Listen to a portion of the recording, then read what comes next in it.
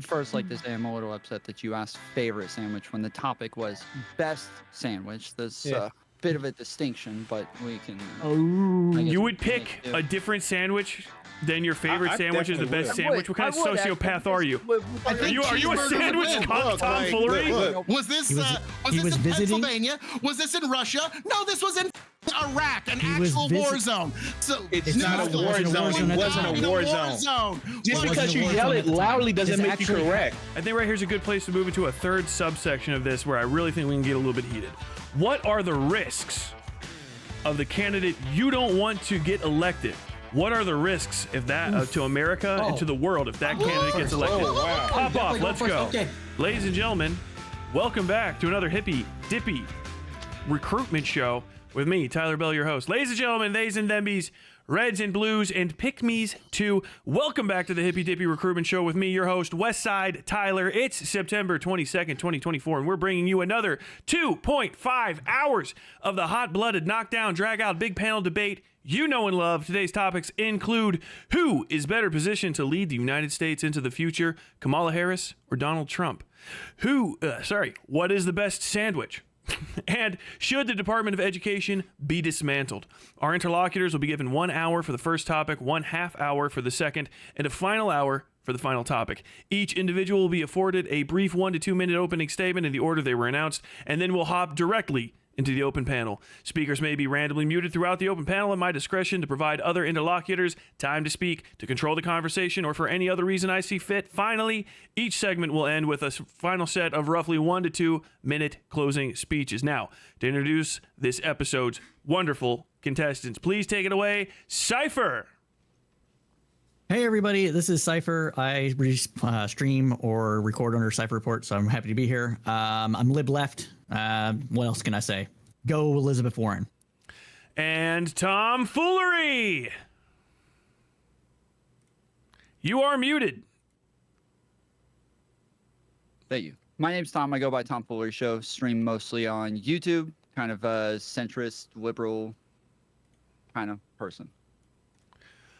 Okay. Crimson 60620. What's up, guys? This is me, Crimson 60620, and I am a leftist. I have a lot of different political views, but mostly about making sure that we make the left welcoming for all people, not just outcasts. Ladies and gentlemen, introducing Bryce. Hey, I'm Bryce Live. I am one of those wacky progressive conservatives up in Canada. I like American hegemony and I like rules-based international order. And Joe Lewis. How's it going? My name is Joe Lewis. I'm very glad to be here. Just for general context, I'm one of the Hippy Dippy veterans. I think I'm like the second or third most invited guest and appeared guest on the original show proper. So I'm very glad to be here, and I really hope these people get opportunities the same way the Hippy Dippy gave to me. And Lactoid. Hey guys, I'm Lactoid. You can find me at Lactoid TV on Twitch, Twitter, and YouTube. I am a right-leaning libertarian and an attorney. Alex Kirsch. Hey everybody, my name's Alex Kirsch from the Alex Kirsch Project. I'm a pragmatic progressive, U.S. Army retiree, truck driver, streamer, and I'm also a gamer, and I'm ready to do this Hippy Dippy. I've been, Danabo was trying to get me 3 years ago, but I'm finally here now. And finally, Phil K.O.E. Folks, it is I, the man of the hour, the man with the power, the man that makes you the podcast cower, the prince and potentate of the political parlance, and one handsome man, if I do say so myself. You can, of course, find me at KOE Nation on YouTube, TikTok, Twitch, and Twitter. I am also the winner of the first ever Hippy Dippy Royal Rumble. So basically, it's like Shawn Michaels. Basically, that's what you got right here, folks. And you can, of course, find me at KOE Nation on YouTube, TikTok, Twitch, and Twitter. And I am going to be probably, I suspect, the rightest-leaning person on this panel on pretty much any old subject you want to talk about. So without further ado, let's get right into this. All right, ladies and gentlemen, well, you heard that challenge to all my right-leaning Confederates out there. All right, ladies and gentlemen, and any and all pronoun enjoyers, I want a good, clean fight. Do not violate TOS. Do not Fed post. Do not use slurs, including the R slur. Limit personal attacks on the other contestants to facts relevant to the current discussions. Minimize crosstalk and interruptions during opening and closing statements. And defend yourselves at all times. taking it away with the opening statements for the first segment. Who is better positioned to lead the United States into the future, Kamala Harris or Donald Trump? One more time, that is, who is better positioned to lead the United States into the future, Kamala Harris or Donald Trump? Cypher, take it away with 2 minutes on the clock.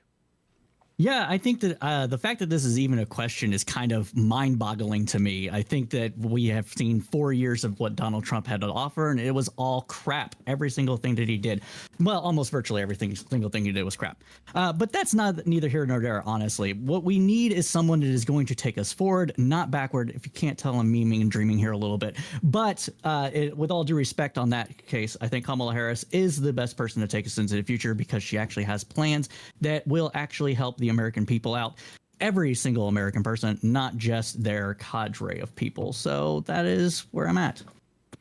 Okay, and moving it along to Tom Foolery.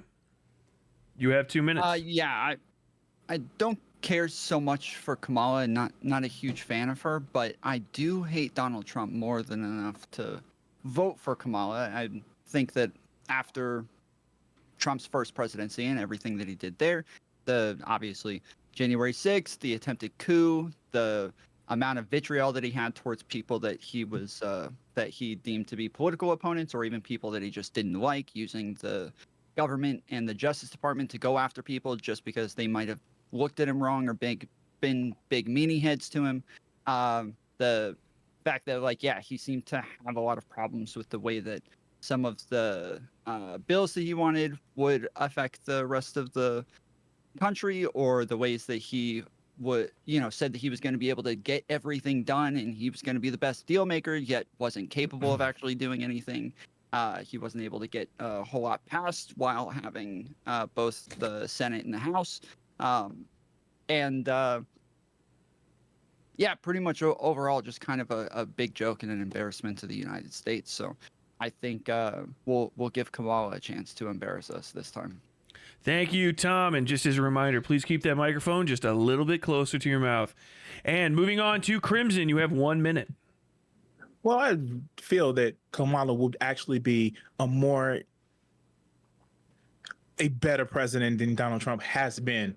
We've seen how he's wanted to roll back things. How do you go forward if you're going to roll back? To use the old tired joke, when you go to the Democrats, you go forward. And when you go to the Republicans, you're going to reverse. And when you see things that are coming on the horizon, the reemergence of the Spanish flu or H1N1 or the swine flu, when you see the environmental changes coming forward, when you have somebody who thinks that windmills cause cancer, you need to look forward to someone who actually has a plan, not just a concept of a plan.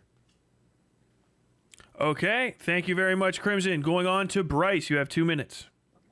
Thank you.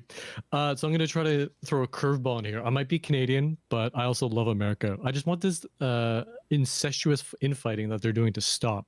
I want American hegemony to continue. I want the rules-based international order to return to that liberal glory that it used to be. I want to protect the USD as a global reserve. And I like that we're protected. I like that we're able to be rich as a result of being buddy-buddy with the United States. And I think Harris is awful. I think a lot of her proposed economic proposals are going to be awful when we look deeper into the economic analysis of what they're proposing, which is really, really vague. We don't really know what either of them stand for. I think Harris poses a greater risk. I think she's a little bit retarded. And I think Trump has a chance to learn from his idiotic mistakes. What? Point off, no slurs. Oh, really? Yes. Okay. All right. Well, anyway, also, empirically speaking, experience doesn't map out to success, and I don't think that her being VP has anything to do with her success as a president. So I think Trump has the more potential, a better ceiling as a president. Okay, thank you very much, Bryce. Moving on to Joe Lewis. I think Trump is a better option for the world, unironically, but not in the traditional way that those on the right may argue. There'll be lots of death, compromise and ruin relationships internationally, along with other obvious and unobvious loss. At the end, the U.S. hegemon will be perceived in its full form, which puts the rest of the world in a crossroads where they can either reject it or just embrace it, which I believe would be a fool's errand.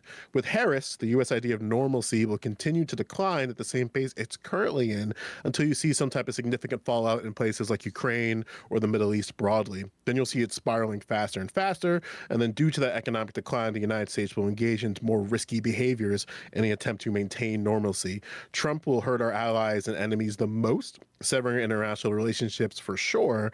And in the next 3 years of that, China will begin to surpass the United States and a bunch of different economic metrics as the United States begins to decline. And then we're talking things like general assets for Americans and the dollar broadly. I think neither of those futures are good options for Americans. Okay, thank you very much. Moving on to Lactoid. Yeah, thank you. So I believe Donald Trump will be better positioned to lead the United States in the future between the two, primarily because he's not as bad as Kamala when it comes to a history and proposals that undermine norms and traditions of America, as well as proposals that are just simply stupid. Let's start with the fact that Kamala Harris did not win any primary. She threatens court packing and desires to appoint non-originalist justices to the Supreme Court. She was rated by GovTrack as the most left-wing senator in 2019 and one of the least likely to work on bipartisan legislation. She has proposed banning the sale of assault-style rifles, which includes sporting rifles. She's proposed mandatory gun buybacks in 2019, and she said that she's open to reparations and supports affirmative action. She continues to want to provide handouts to high-income workers in the form of student loan forgiveness, which is a handout, and she openly supported government-funded gender surgeries for transgender prisoners. She's proposed economically illiterate proposals like taxing unrealized gains, price controls, and rent control. Her running mate, Tim Walz, let BLM burn down Minneapolis and signed a bill that allows abortion up until birth with no requirements necessary. You cannot trust this sort of moderate, joy-focused aura that she's putting out now. It's just a smokescreen for it is not a moderate person. I'm not saying that Trump is actually all that good. There are some negatives about him as well, but generally there's some proposals that he's been putting forward that are pretty good, right? He's reversed course as to what most Republicans think on weed, and is primarily in support of marijuana now. He wants to remove certain taxes, such as taxes on overtime and tips, which is going to encourage more work, and he's generally less expansionist on the government than Kamala Harris. Thank you very much. Moving on to Alex Kirsch. All right, so why Kamala Harris is better suited to be president. She's been elected to pretty much all forms of government as district attorney, attorney general, and senator from the state of California.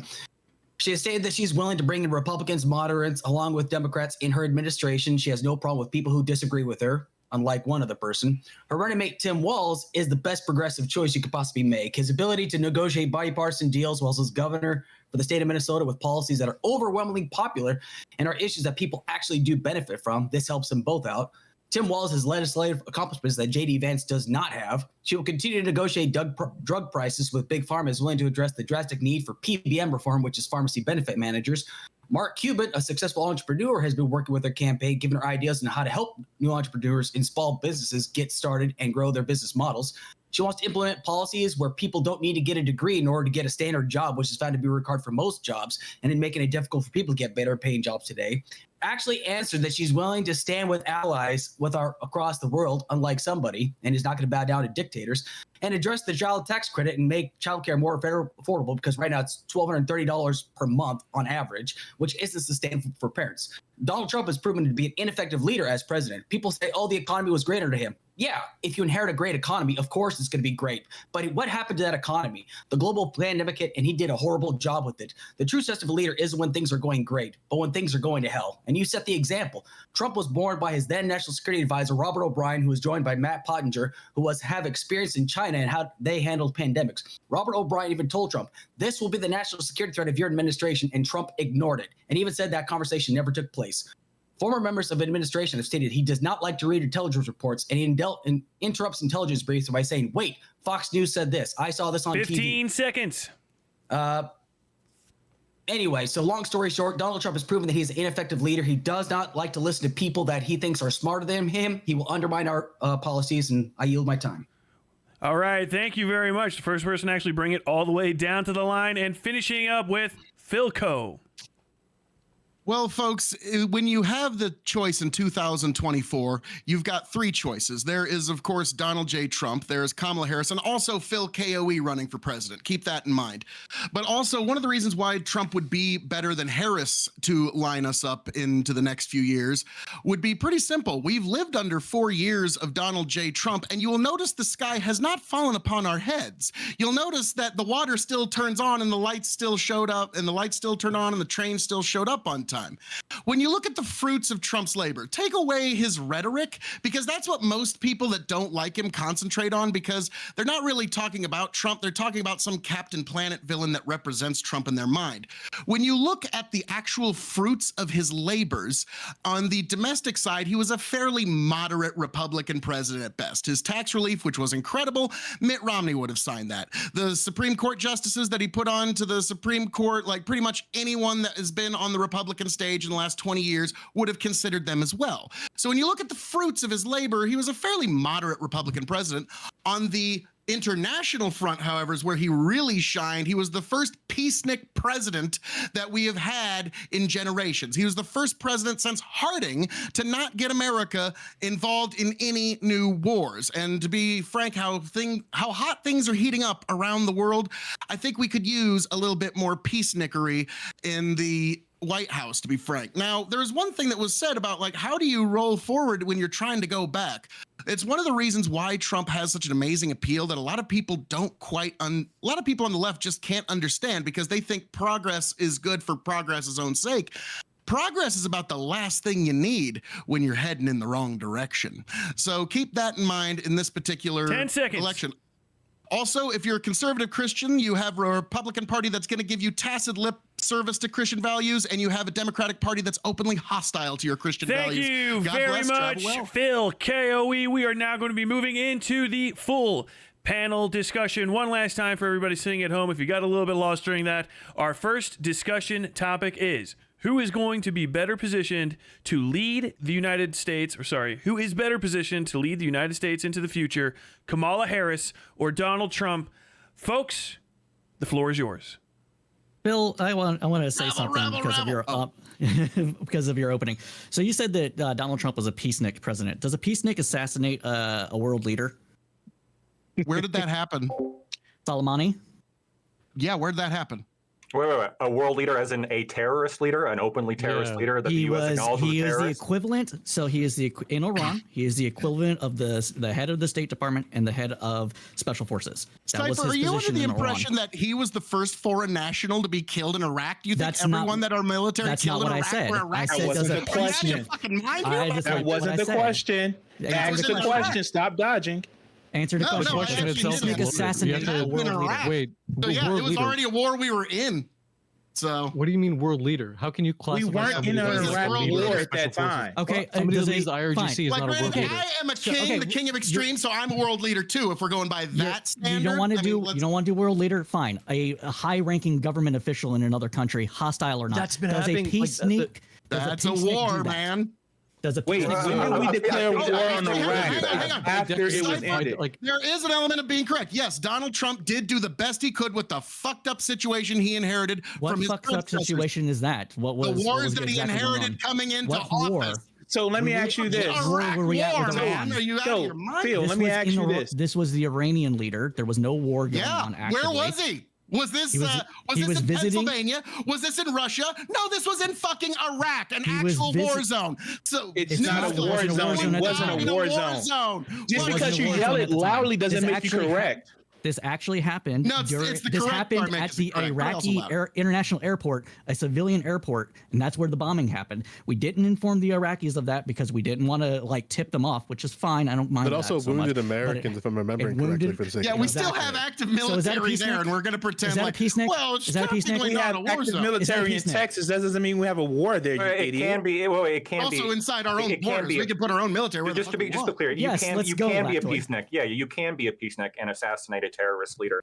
Just like Obama could be a peacenik when he killed Osama bin Laden, right? You could have situations in which a president is like generally peaceful or generally pro-peace, as opposed to other people, which is the discussion here. We're talking about Kamala versus Donald Trump. I don't think that the assassination of Soleimani, which was one of, I think, the high points of Donald Trump's presidency, I don't think that this undermines the fact that he's a generally more pro-peace president. Well, oh my God. You're still there? I'll stop.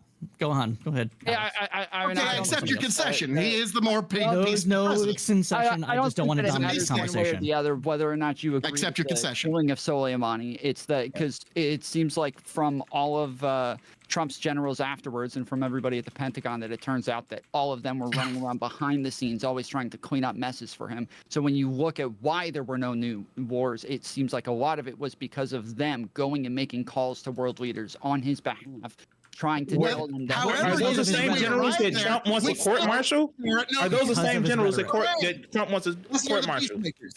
Yeah, you got to understand something, though. Anytime somebody says Trump never started new wars, it's not okay. Jimmy Carter didn't start any new wars. Gerald Ford didn't start any new wars. Richard Nixon didn't start any new wars. So to actually, say, you can look up. They all put troops on the ground in different countries that they didn't previously. Okay, those are small conflicts. Are those organized wars or are they just conflicts? Because every president has increased troop activity. Trump did it as well. Yeah, that doesn't really. Hold on a second. That distinction doesn't matter to the families who have a loved one who dies in them. Wait. Was that the same families that Trump's made fun of for Gold Star members? Color their cup. That does not change their sacrifice in any way. No, you and Alex actually agree on that point. That's Alex's point. If you let him fucking finish. Yeah, and I'm doing it better though. No, you're not doing it better. Okay, so here's the thing: the fact of the matter is anybody says, "Oh, Trump was the president of peace." No, he was less transparent with his drone strikes. No, he wasn't. He was less transparent with his drone strikes. They actually covered up a lot of the drone strikes that took place in the Middle East. That he inherited Obama. No, Obama was doing it from good. He fucking left office, man. Come on. Obama actually had restrictions on the drone war. I can talk to this because this was actually my job. So Obama actually had more restriction on the drone war in order to win hearts and minds in both Afghanistan and Iraq. Before Obama took office, there was no casualty scans in Iraq or Afghanistan. That means if they were go hot, they were allowed to go hot, right? So if the order was given to kill somebody, that was done. Well, I know, but I'm saying those are what I'm familiar with. Okay, so.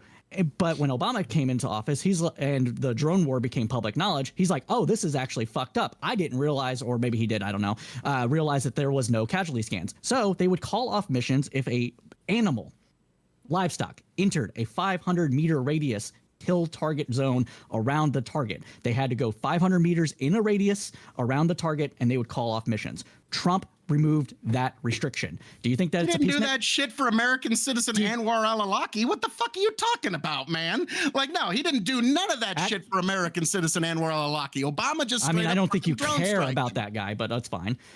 He was an American citizen that wasn't even aware of any charges against him, and he was summarily executed, dude. That was a moment our whole country changed. I know that you're the king of pivots, KOE. I know you're the king of pivots, KOE, but no, you just don't like the fact that you're kind of cornered there.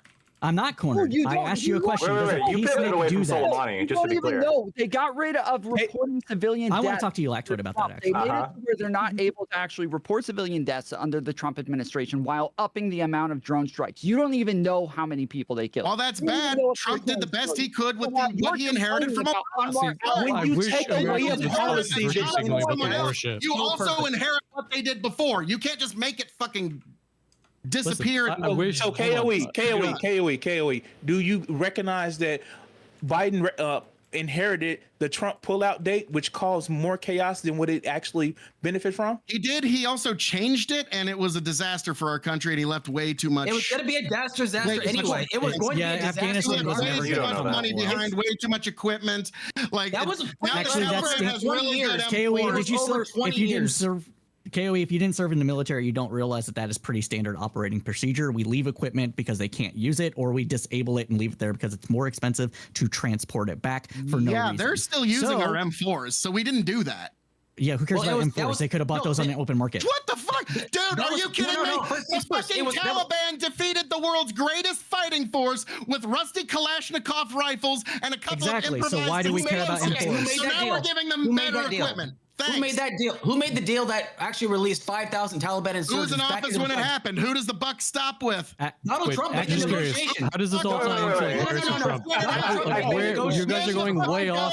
You guys are going off on this like tangent that has nothing to do with like Harris and Trump specifically. Prices. Well, I just want to like. That's It my very seems next like you want your cake. It seems like you want your cake and eat it too. Like getting out of Afghanistan was a good thing, right? Were we in agreement with that? Like, and Donald Trump is the one that ultimately. What I would say to you, Last is he was the one that put the plan into getting out of Afghanistan needed to happen years before it happened. Yeah, the way it was, but you can also agree that the way that it was done under Biden's leadership was a complete disaster, and it could have been done better. Wait, you can. I agree. Like you can criticize the commander in chief at the time of the pullout. We can all agree on that. You can criticize the person like Biden for not reacting appropriately to changing circumstances on the ground, as is your job as the commander in chief. You can, of course, you can do that, right? This would be like blaming, because somebody gets fired and you replace them, like 5 months later, right? Blaming them for something that you were in charge of at the time. I totally get that. There's absolutely criticism to be had there, but I do think it's the sign of like a more peace-oriented president when you have somebody put into motion, like, hey, we got to get out of Afghanistan. We've been here for 20 years. We've spent God knows how much money, and we've lost Americans. We've lost so many lives regarding this, and it's the new Vietnam. We can't stay here forever. And Donald Trump is also now saying, hey, we can't let Ukraine turn into another Vietnam or into another Afghanistan. He was the one that armed Ukraine when Obama refused to, in order to try to prevent Russians from coming in. And then now that the situation is what it is, he's the only one that's actually saying we got to like end the war now because of the amount of casualties, the amount of civilian casualties. I think this is a more pro-peace position. Yes. Well, why won't he actually call for which side he supports more? Why is it he didn't, like when he was asked very specific during the debate, do you want Ukraine to win? He refused to say whether he wants Ukraine to win because everybody knows. Who gives a shit? We just want it to end. I don't care who gets a waggle who. Okay. The win conditions that Ukraine has set. The win conditions that Ukraine has imposed are absolutely unfeasible. Ukraine has passed because they want their land back? Ukraine because they don't want to give up their military? Yes, and this situation that is unfeasible. The idea that they want Crimea back, when they've signed a bill saying they will not negotiate with Putin, the head of the Russian Federation, this is absolutely unfeasible. This is unworkable. You let somebody come in and take your town and you tell me that you want to just let them have it. I'm not saying just let them have it. I'm saying that there needs to be a compromise solution to end the bloodshed. Yes, the compromise solution is Russia takes their ass back to Russia and gets out of Ukraine. Realistic. That's reasonable. They're going to do that. Here's the problem. You guys all have your different positions, whether you're pro-Ukraine, pro-whatever. I am a shill for big peace. I don't care who gets to throw up the middle finger to who at the end of the fucking war. If you could show me a tree, so let me come and take over your house. I want to address that. Let me come in and take over your house with just force. Let me come on and take over your house with force. Do you want me to address that? It's gonna end in Berlin Wall 2.0. I predicted that the day the invasion happened. So that it's gonna be some arbitrary line, and it'd be more like the it's gonna be demilitarized zone between. It's gonna be like it would be like North Korea, but that was my nickname for it. Berlin Wall 2.0. We're gonna have to play political hopscotch around this area for 20 fucking years because that's what Russians understand. Russian baby boomers understand that kind of logic. The West is contained behind a wall. Okay, ladies and gentlemen, that's the perfect spot. I'm going to cut you guys off. We're not leaving this topic, but we're going to move from external policy to internal policy. Let's move to education. We're not education yet because we're going to do that later. Let's move to healthcare. Any internal policies, anything like that, just move in from the outside of America. Go ahead, pop off. Yeah, Kay, I want to give a moment to. I'd love to give a moment to clarify something, KOE, because there is something tangentially related to something you brought up earlier and what you guys were arguing for, right? So one of the biggest critiques that I have for the Trump administration, among many other things, is their high turnover. So much so that it was deemed an unlawful tenure within the acting secretaries within the Department of Homeland Security, something that is very important to the sanctity of the homeland and American homeland. So what do you say to people who are skeptical at Donald Trump's ability to appoint people in positions so that the actual departments itself can be in a functioning capacity? Because objectively speaking, the Department of Homeland Security under Donald Trump was an absolute failure. So what do you say to people who have that type of criticism? What I would say is you have to understand in the business world that it's a very dynamic place where you need different leadership in place at different times. And so if Trump wasn't satisfied with someone's leadership, he would want them replaced. Now, the question I have to pose is, like, let's say you're President Joe Louis, okay? Wouldn't you want to have the team you want when you need them rather than, well, I can't replace this guy because, well, it would look bad to the newspapers. And so you, as President Joe, would want the team you need dynamically as you need them to, because every day is going to be a different challenge. Well, I would agree with you. Unless you address directly to me, then I'd be more than happy. I'd be more than happy to respond to that directly, and then we can get to whatever you want to say, Lactoid. I think it is absolutely unacceptable that Donald Trump failed to appoint somebody in Department of Homeland Security across the entire 4 years of his presidency. What do you say to that? Because if you're looking to get people in positions that you want in a substantive manner, Donald Trump failed to do that objectively. However, in particular with the Department of Homeland Security, that is a clear and apparent failure. So how can I, as someone who's looking at this objectively, rely on Donald Trump to appoint someone in a position when he couldn't do that for 4 years? Like, how do you engage with that problem? Quite easily. If you want to look at FBI crime statistics from 2019, this is a fascinating piece of statistic. And this also speaks to the tremendous work that Donald Trump did against things like ISIS and such, the fact that we don't even talk about them anymore. Even though the FBI overtly says to not use those statistics for analysis you don't know what I'm about to say. But go on. I know what you're going to say. No, actually, you don't. Because in 2019, they could attribute 40 deaths to white supremacy. Okay, that was something interesting to note. But do you know how many deaths that they could attribute to Islamic terrorism in the United States in 2019? Yes, the greatest threat to the home, the greatest threat to the greatest threat to the homeland, as Chad Wolf. So that. The greatest threat to the homeland, that the threat assessment, the numbers don't speak for themselves. Because within that very report that you're citing, in the very report that you're citing, the terror report, reports that I read regularly, it overtly cited that white identity extremism and general extremism broadly is the greatest threat to the homeland domestically. Correct. And now if you read that report further, they identified a bunch of key features, one of which is a disaggregation of these threats to the homeland, where they're generally disaggregated. So you have individual lone wolf actors, as was cited in the 2020 report, I believe in the 2021 report as well. But again, I'm not hearing exactly how you think Donald Trump is going to address his high turnaround and his inability to appoint people in cabinet positions. I'd really like. I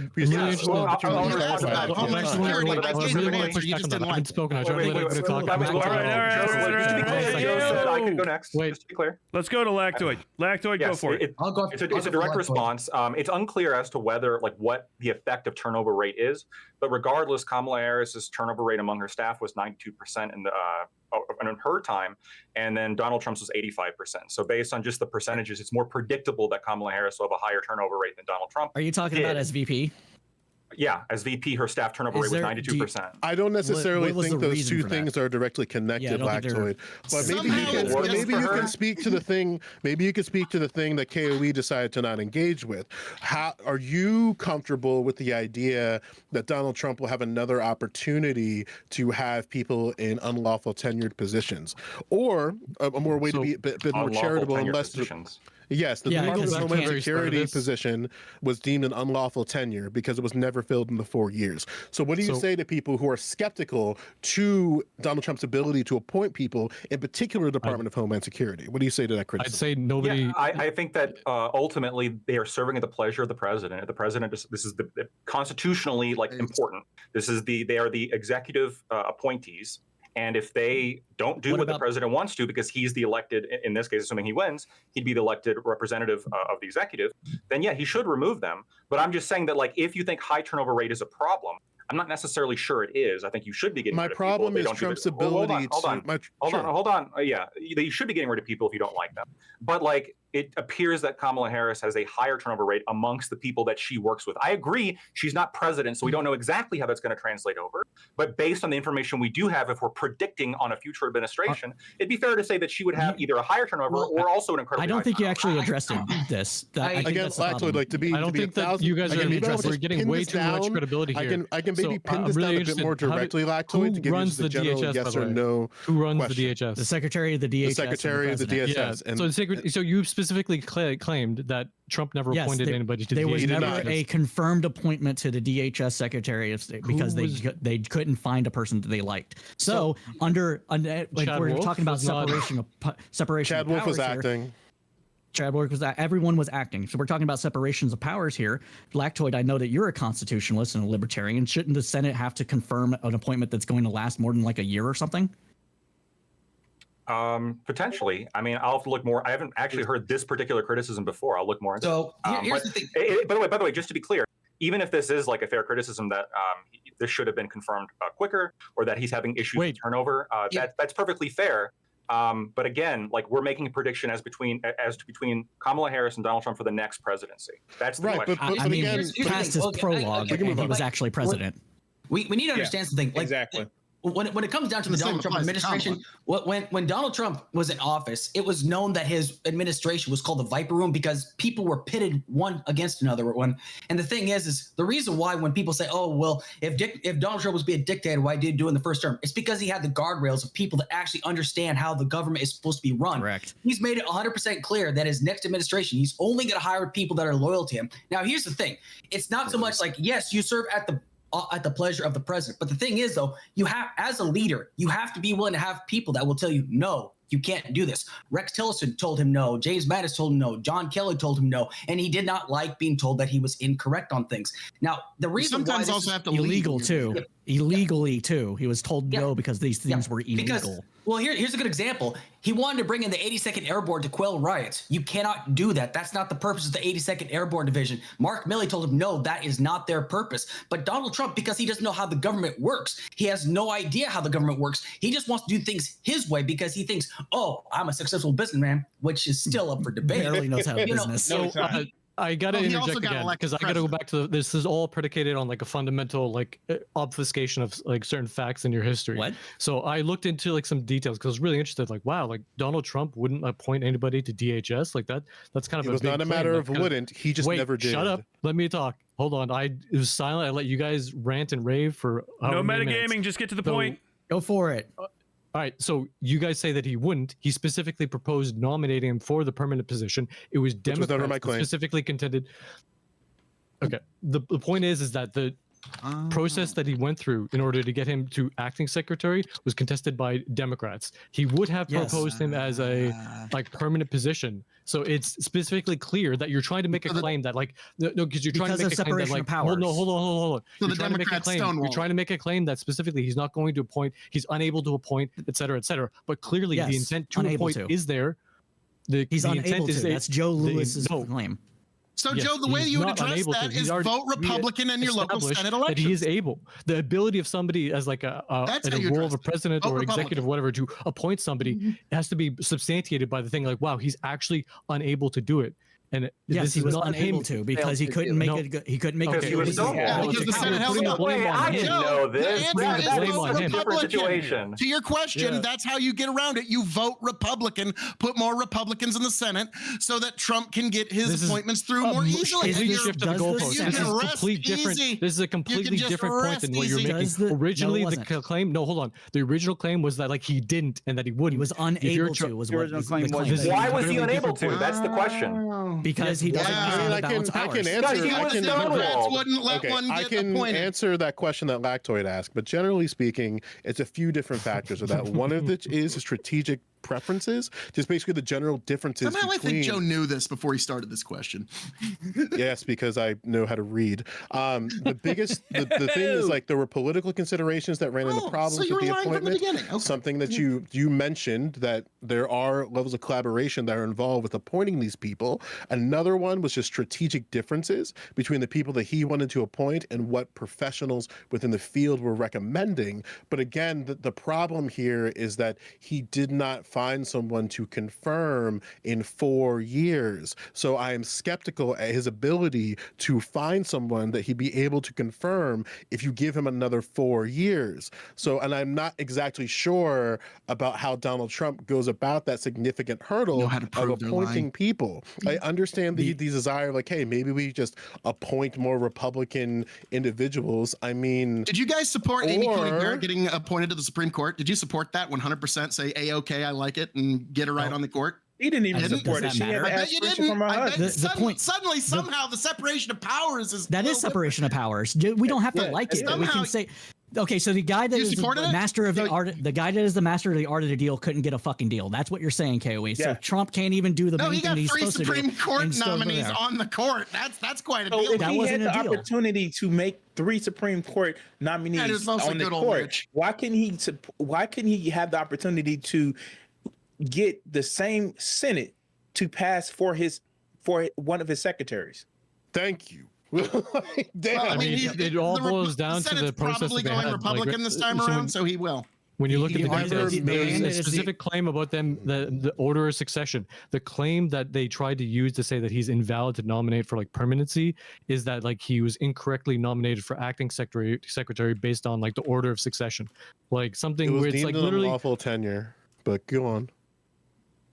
okay. The point is that you're going through these things with like a fine-tooth comb, being like, what is something that we could try to find to try to like make this guy invalidated? It's not like I think it's his very credentials are bad. valid to question a outrage Republican trolling, president. okay? No, I think it's fairly valid for a Republican president to not appoint someone within a department that only came about to be because of Republican leadership and administration, that a Republican president can't appoint that. This is a department that has been essentially majority run by Republicans, save the Obama administration. Mind you, for context sake, this is a brand new department in the terms of the long scale departments. However, in the tenure of that, it's been majority Republican leadership. You had, if I'm remembering correctly, Tom Ridge, followed by, what's that dude's name? Woman's name, excuse me, Janet Napatito, I think her name is. And then it might be someone Napolitano. Yeah, but she was a Democrat. But before that, there was the entire administration for Bush was Republican leadership under that.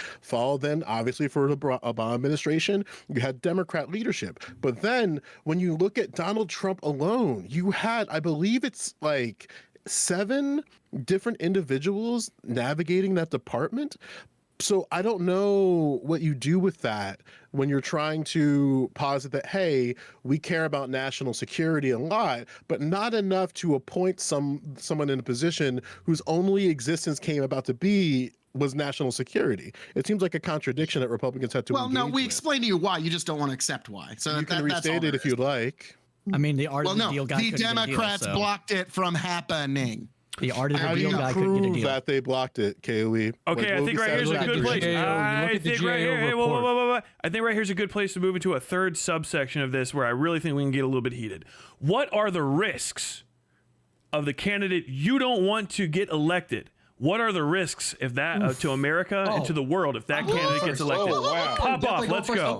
Okay. So here's the reason why is because Donald Trump has already made it abundantly clear that once again he's only going to bring in people that will be loyal to him and will answer to him alone. John McEntee, his former aide, actually was going around during his last days You of his want people administration. to serve at the pleasure of the president. Now shut up. Hold on. Okay, he was actually going around having people sign. I will when you're not pledges wrong. to Donald. I'm not wrong though. I'm actually going based on You what guys are agreeing with each other. It doesn't matter. Because he was having people sign loyalty pledges saying that they are only loyal to Donald Trump. He said he's going to give full immunity to the police department, which basically means police can pretty much do whatever the fuck they want to without any repercussions. He's already said that he's going to be a dictator for one day. History has shown that dictators never give up their leadership. They never, ever give up power.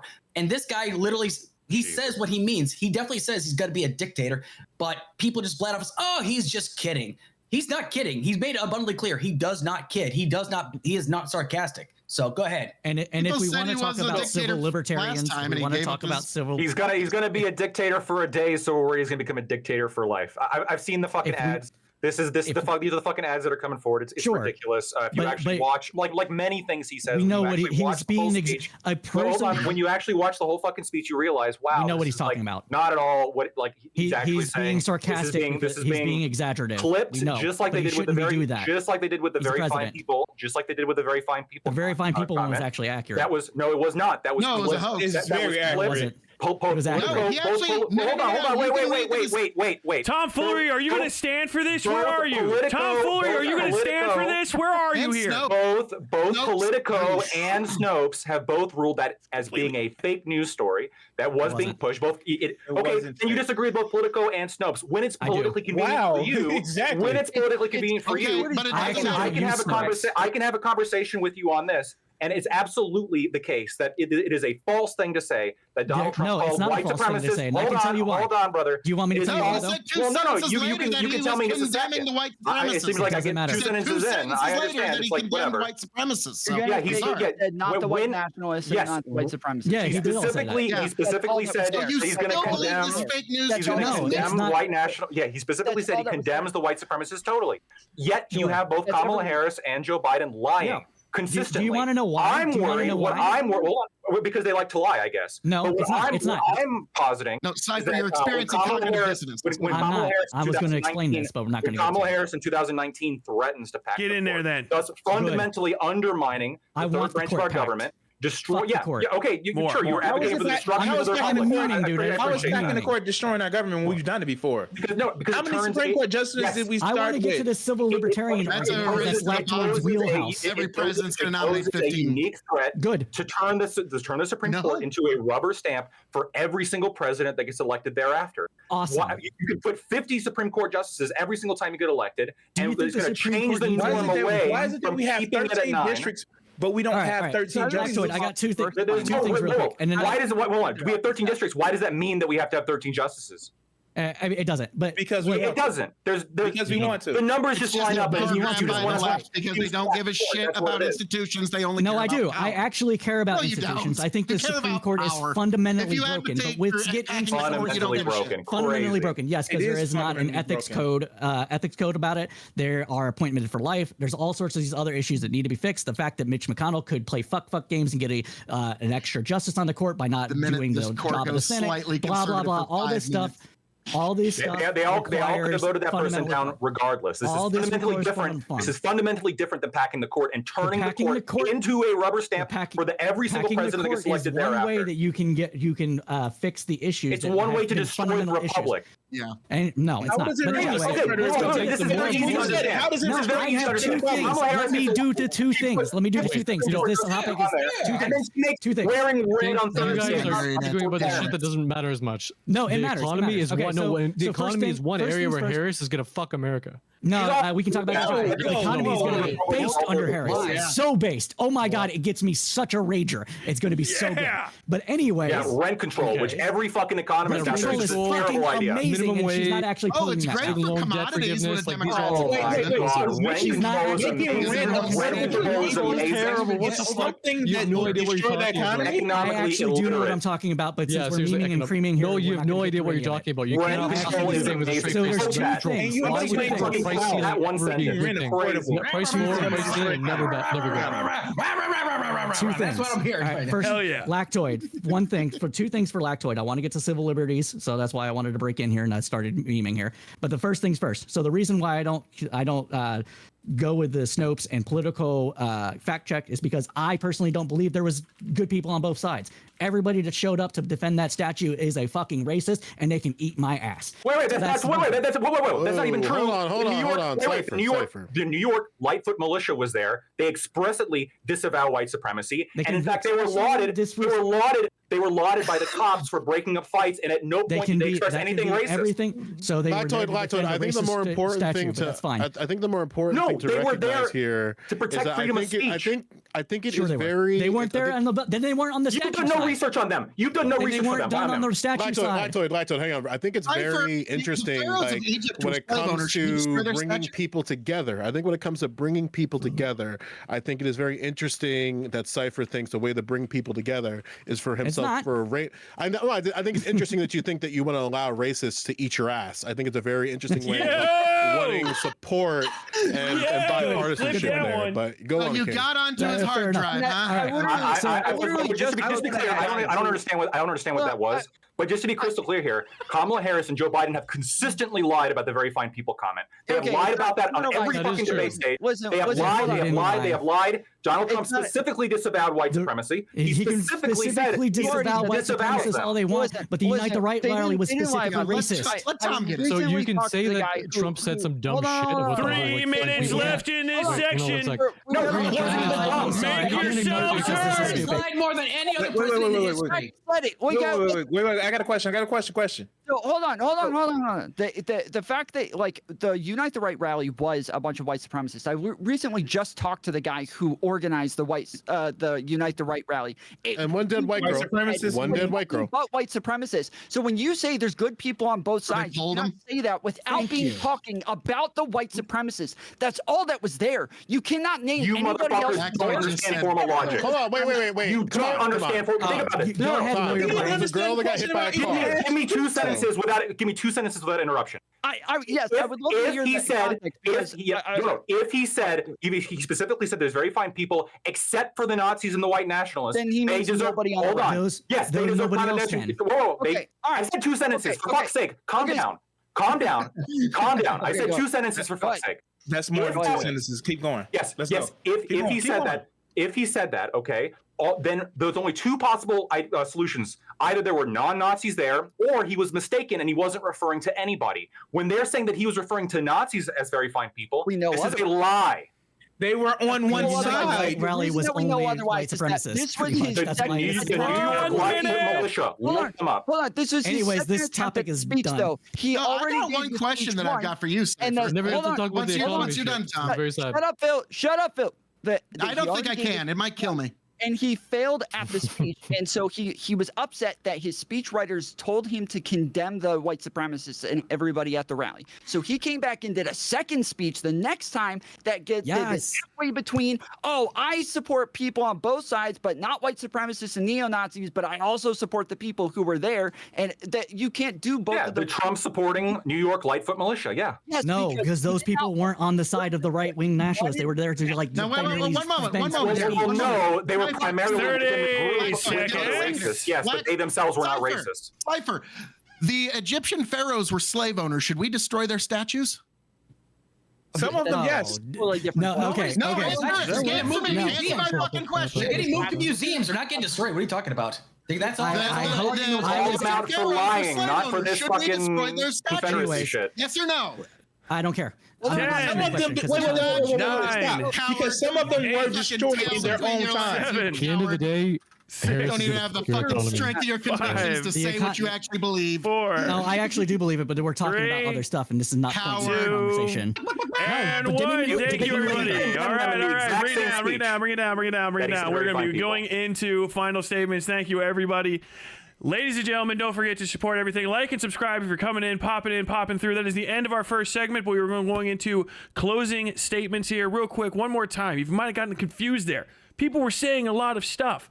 But the first segment was, who is better positioned to lead the United States into the future, Kamala Harris or Donald Trump? Who is better positioned to lead the United States into the future, Kamala Harris or Donald Trump? We're going into final statements, starting with Cypher. Cypher, you have 2 minutes. Well, I'm actually a little bit disappointed we didn't get to get into the meat of it because we got caught on a couple of topics. So let's go ahead and cover some of those really quick. So our friend here, Bryce, is saying that the Kamala Harris will be bad for the economy. I disagree. I think your 3-point platform in order to ensure that housing prices go down and there's more affordable housing for everybody is actually one of the best things in the country that we needed for the last 10 years or so since the financial crisis of 2008. Because we've been underbuilding homes and not building them up enough. So that's one thing. She doesn't actually support price controls. She's talking about more antitrust enforcement that would end up resulting in companies being not able to control prices themselves by opening up more competition. So if you're a libertarian person that actually believes in the free market, you should be supporting Kamala Harris because these things matter. So that is why I believe Kamala Harris would be good for the economy. I also believe Kamala Harris would be good for other things, including justice reform, because Trump has decided to go back on his word, go back on the one good thing that he did, which was the First Step Act, and says that he now disavows it and wants to do punishment. And finally, and this is probably the most important thing for the civil libertarians out there, Trump wants to make the largest police force ever created in history, in the history of mankind, in order to try to deport I think they say 20 million illegal immigrants at this point, whatever the number is, it's bullshit. But it would not just going after not just going after illegal immigrants, but also denaturalizing American citizens and also saying their kids can get fucked and they can go with their parents. So if you're a civil libertarian, you want better economy, 20 you want seconds. more rights, support Kamala Harris for president. Thank you. Thank you very much. Continuing into tomfoolery. Yeah, I mean, the main thing for me isn't even about policy. It's going to be about the fact that Donald Trump just seems to be a danger to the United States overall. Obviously, the attempted coup and the fact that he brought fake slates of electors to the Capitol on January 6th, attempting to extend the election or confuse the election as possible, or just straight up steal it out from under Trump by bringing in people to pretend that he won states that Joe Biden won. On top of that, yeah, using his office to go after people for petty fights, continuously using Twitter to push the talking points to all of his brainwashed followers who are going to walk around like NPCs, just repeating whatever it is he says. If it's witch hunt over and over, if it's no collusion over and over, if it's Russia over and over, it doesn't matter what it is he says. All of his people are going to run around like fucking drones, just repeating the dumb stuff that he says over and over. And I don't think that I want a president who wants allegiance from all of his followers or all of his workers. I don't think I want a president who wants loyalty from everybody around him. And I don't want somebody who wants a cult-like following to just walk around and repeat everything he says without being critical or challenging at all. Thank you very much, tomfoolery. Moving on to Crimson 60620. Well, we want to actually start by saying this.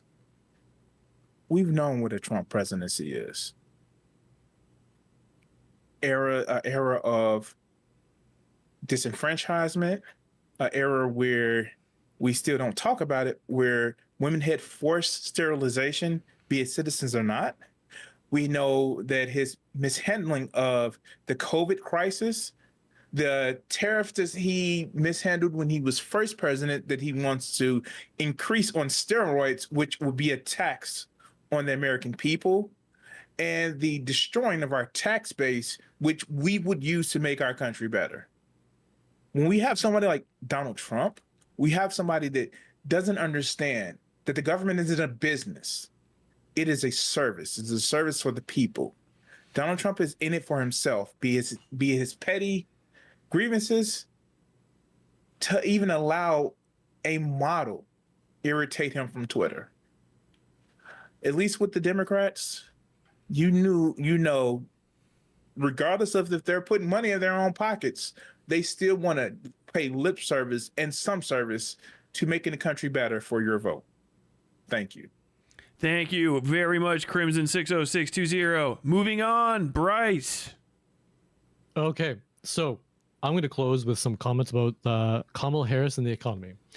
So some of the things that she wants to do with new housing is not actually like addressing the fundamental issues that are afflicting the West.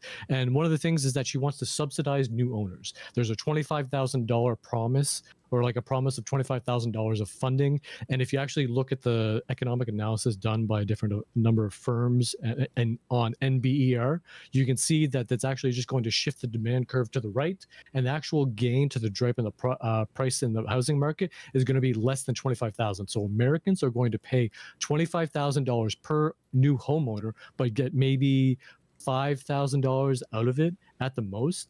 And so you're going to pay a cost, like you're just going to pay like a blank cost of $20,000 out of every single instance. And it's going to be like, fuck all. It's not going to mean anything to the housing market. The housing market is going to price people out. They're still not going to have homes. So she's going to try to do something with minimum wage, and they're probably going to do it wrong, because the way to do minimum wage has to be staggered. And if you just introduce a blank increase of $15 or $20 minimum wage at the federal level, you're going to introduce some shocks, and the shocks are going to be really bad for the economy.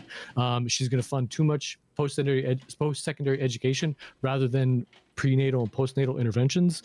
The capital gains tax is bad. Controlling food prices, as she's talked about, is bad. Controlling the rent prices, as she's talked about, is bad. Uncertainty that is being signaled to the stock and bonds markets is bad. Tariffs done by Trump can be done correctly, because there is an optimal point where because if you look at his tariffs to this date, the net overall impact on American welfare is like negative 0.4%. 20 seconds. And it seems like, for the most part, she has no idea what she's doing when it comes to the economy. I am dubious about the appointees within the American government that are going to actually impact everything, and the rest of the world might suffer. Okay, thank you very much, Bryce. Moving on to Joe Lewis. I think it was very clear and demonstrable within this conversation that neither side of this, Kamala Harris supporters and Trump supporters, are able to clearly show to the people watching at home that either of those two people are great futures for America. I do appreciate a Canadian is able to articulate their argument, but he is also an individual engaging in the system as a non-citizen. He is not an American. So while I think it's a very appreciative that he's able to articulate those things, he will only be able to deal with these things by proxy. He won't be somebody who's able to be living through these things and engaging with these things in a substantive manner in social, political, and economic institutions. That being said, I think it's very clear that neither candidate is good for the future of the United States. I think the discourse within this conversation and the inability for the right and the left, I'm saying left and right broadly in this case, to engage with the criticisms that both of the sides are presenting shows that neither of these candidates are substantively good for the country. And that's concerning considering the geopolitical consequences that are very clear within the next 4 to 16 years of this country. Okay, thank you very much, Joe Lewis. Moving on to lactoid, sorry. Not the lactic acid, lactoid. Different kind of milk. I appreciate that. So the DNC once again undermined the primary process in 2024 as they did in 2020 and 2016. I think that matters. And part of this involved lying about reports. Harris and other DNC officials lying about her report that determined that Biden was incompetent as a leader, and the DNC lied really until the last possible minute that they could when the coup of Joe Biden happened. We got a lot of lies here today. And in the defense of Kamala, we got a litany of bad points or lies that were usually walked back when put under any kind of scrutiny. We got a critique of assassinating Soleimani, a terrorist leader who, according to U.S. intelligence, is responsible for the deaths of U.S. soldiers and is generally pro-instability in that region. And we're just pretending like the assassination of Soleimani wasn't good for reducing conflict in that region. We heard about Trump turnover, but there's no real empirical evidence that was presented that this leads to less efficiency. But regardless, Kamala's turnover is higher during her reign as VP. Based on predictions, it would be pretty obvious to think that her turnover would be also high.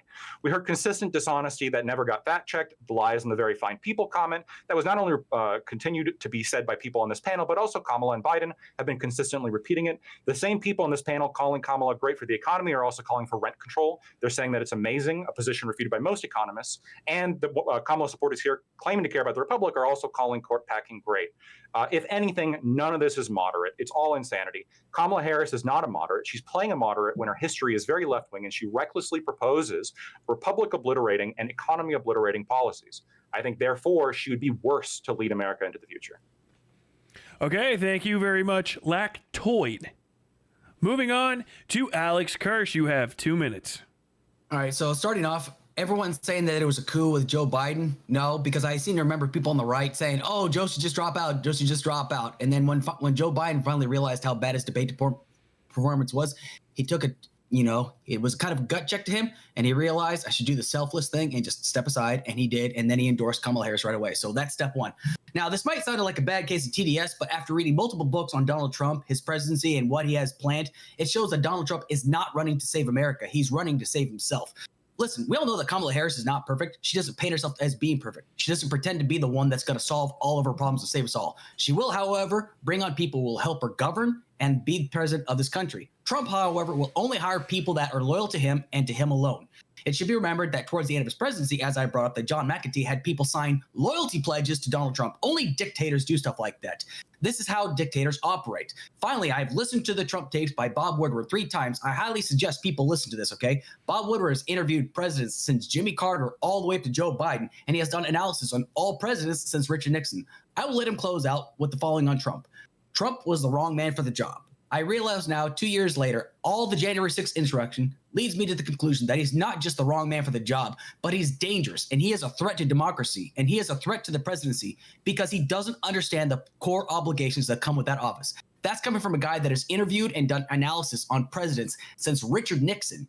Let's take that into account. This is a guy that definitely is a subject matter expert on this bit, and he even let Trump dig his own grave essentially with his interviews. Donald Trump has said it himself. Everything is mine. It all belongs to me. He says it on the Donald Trump tapes. There's no other to say. Thank you very much, Alex Kirshan. Finishing us off is Phil KOE. Yes, folks. Democracy is on the ballot from the party that completely subverted democracy and bypassed the primary altogether to just christen a candidate that now the Democrats have to pretend like they're enthused for. The choice is actually quite clear this time around. You can go for either the presidential candidate Trump, who's survived more assassination attempts than Kamala Harris has currently given interviews. In terms of being ready for the job, something to keep in mind. So, also, another thing that we only touched on a little bit at the beginning, and I want you to keep this picture before your mind, ladies and gentlemen, is there's two choices. You either have mean tweets, cheap gas, and affordable groceries again, okay, under the leadership of Donald Trump, because when you realize that the economy really is a psychological engine, who you got in the driver's seat means a lot, because the smart money goes into commodities when they're not really all that sure.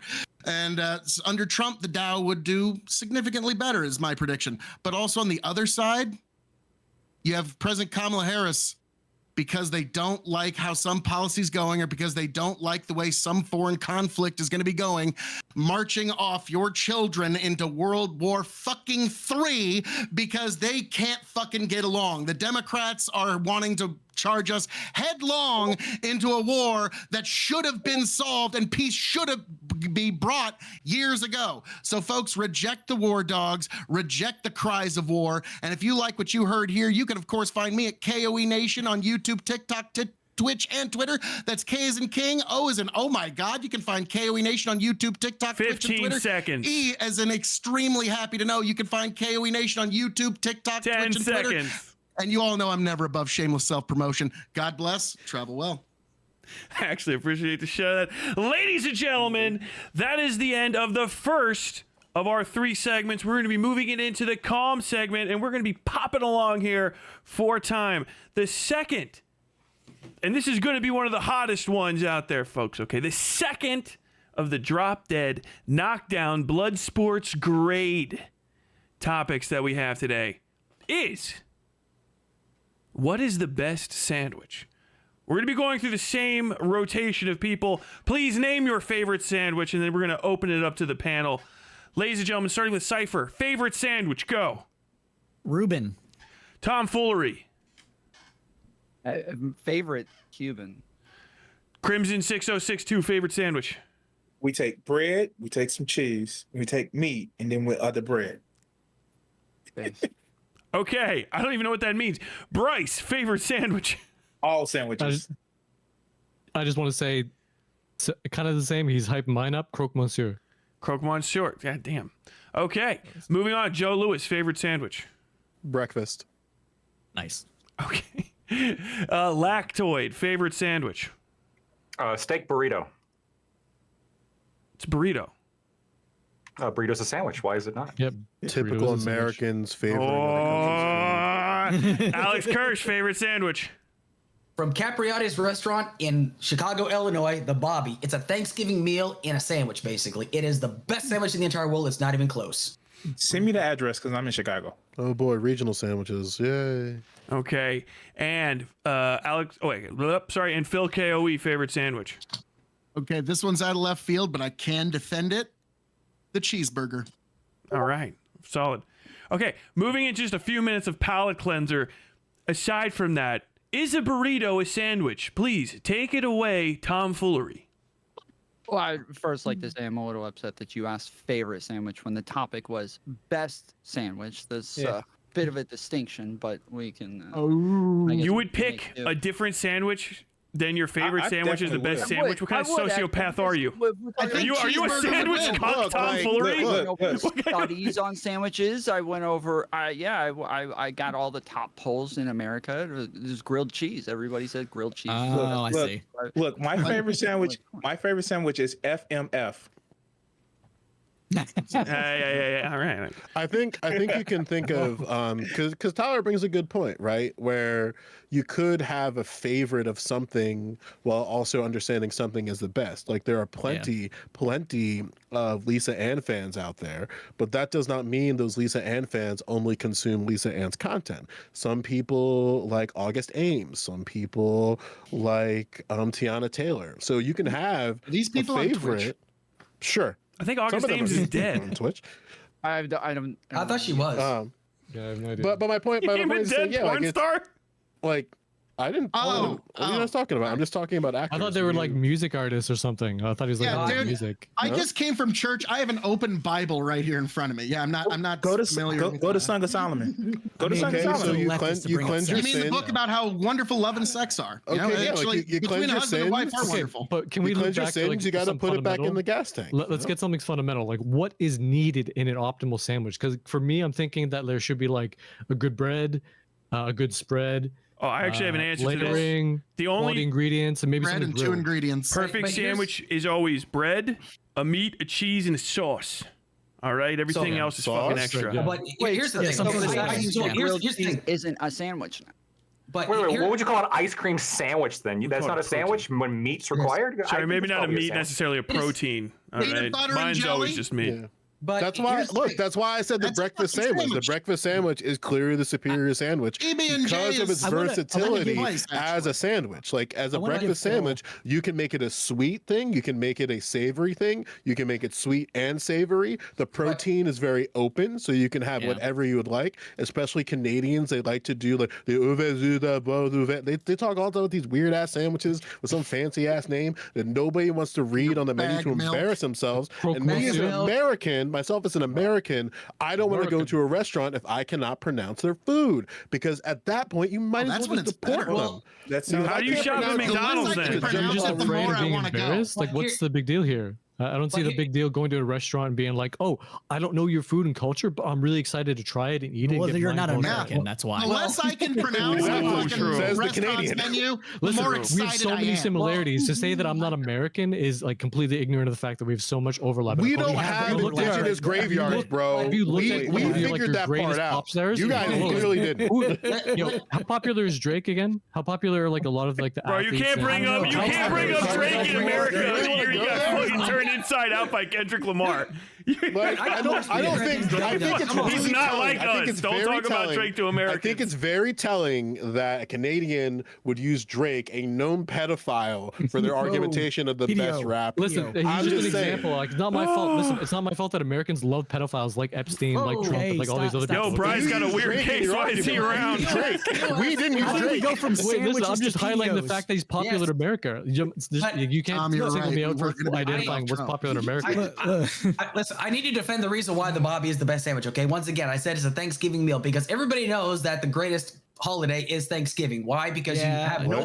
you have no obligations except to bring Oh my good God. food. And guess what? You've got leftovers for the next week. I mean, little affected the True, but- Bobby, but the Bobby, there's not too much bread on it. It's got slow roasted turkey. It's got cranberry sauce, handmade stuffing, and mayo. Oh my God! it's Cranberry it's- sauce. Yeah, I've Yes. had this kind of sandwich before, Yes. but I'm not a It's fan of revolting. Thanksgiving. So Now, How dare you? if I may, You take that A- back right now. absolutely. I Very want to cranberry see sauce. if Not only is it anyone can revolting, counter this. But you're gonna have Just cranberry like sauce turkey. spilling all over your fucking We're gonna shirt. hold on, when everybody, for just a burrito- second. We're gonna let this continue on for another few minutes. If you want to use the restroom before we start, in about 5 to 6 minutes, this is a good time to pop out, grab a drink, use the restroom. But please continue the sandwich conversation, wherever the Yes. fuck you guys are talking Yeah. about.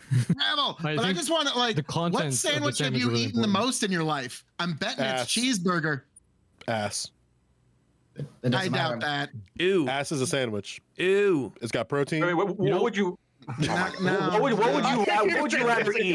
No, What would you rather no. eat on the move? Like something that's slipping and sliding and spilling all over the place, or a burrito, Cheeseburger. which is, it's all packaged together. It's very easy to Cheeseburger, eat. bro. Okay, if my ass is slipping and sliding, I'm gonna make sure my girl goes to the Well, hospital where's because the- there's probably where's- something else wrong.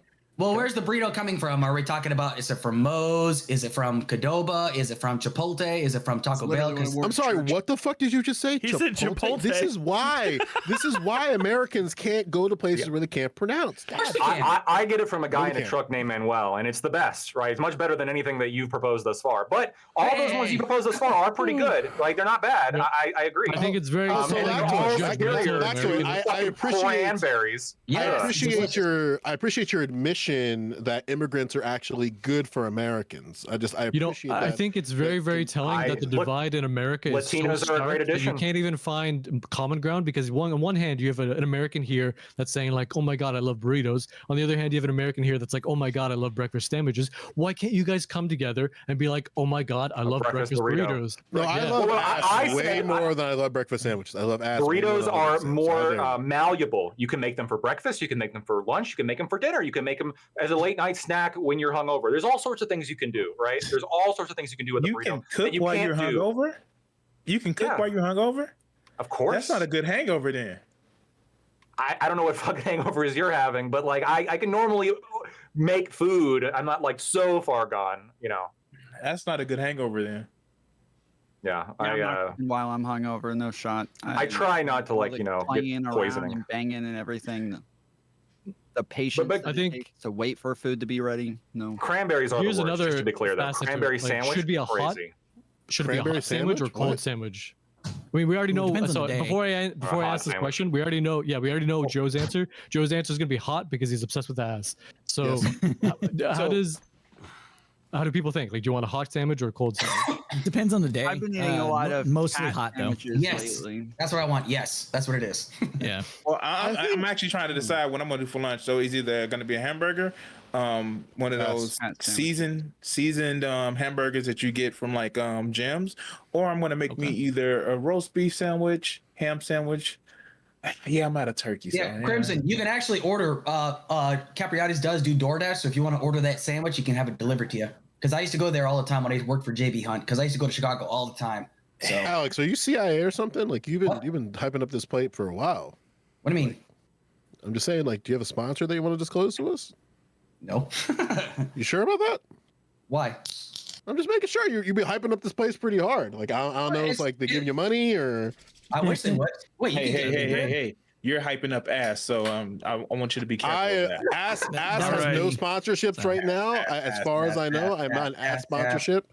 It's just that, like, I'm just a very strong supporter. It's okay to support something and not reduce the overall sexual talk, please. Thank you. We are going to be wrapping these things up. Is everyone back? We got all of our people locked in, ready to rock and fucking roll. By the way, the best sandwich, if we're going to use definitions that aren't even fucking sandwiches, is tacos de birria. Okay? They're the best. They're fucking closest best. To mine, just to be clear. So the host agrees with me, therefore I'm right.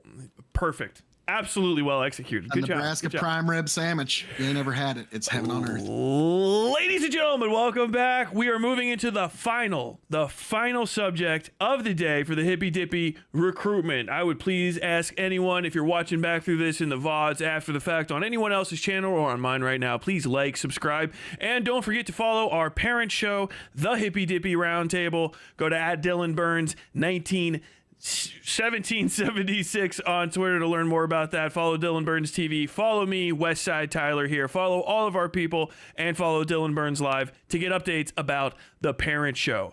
Our final topic of the evening is going to be, should the Department of Education be dismantled? Should the Department of Education be dismantled? This is going to take us out to the end of the show here in just an hour or so. So, ladies and gentlemen, this is going to be your, folks, this is going to be your last chances to be heard on this episode of Hippy Dippy Recruitment. So make sure you take advantage of the time and get in there. We're going to be starting off with 2-minute introductions for the section with Cypher. Cypher, take it away with, should the Department of Education be dismantled? In order to understand whether or not the Department of Education should be eliminated or not, you need to first understand what it primarily does. And what it primarily does has nothing to do with school curriculum on the state level. States still very much control their curriculum and have all the say in it, or the vast majority of say in it, anyways. What it primarily does is that it ensures that there is some form of funding to Title I schools, which are the poorest schools in the country, as well as special education. Without the funding for Title I schools and special education coming from the federal government through the Department of Education, these programs would be entirely dismantled or bare bones in a number of different states. Texas being one of them, and there was a couple other states I don't remember off the top of my head. I live in Texas, so I can talk to that a bit more. But Texas would have a lot of issues when it comes to ensuring equitable education for special needs children. So that's one thing. The other thing is the Department of Education collects a lot of data. The data that it collects helps us understand what are the best methods to understand how people learn in general.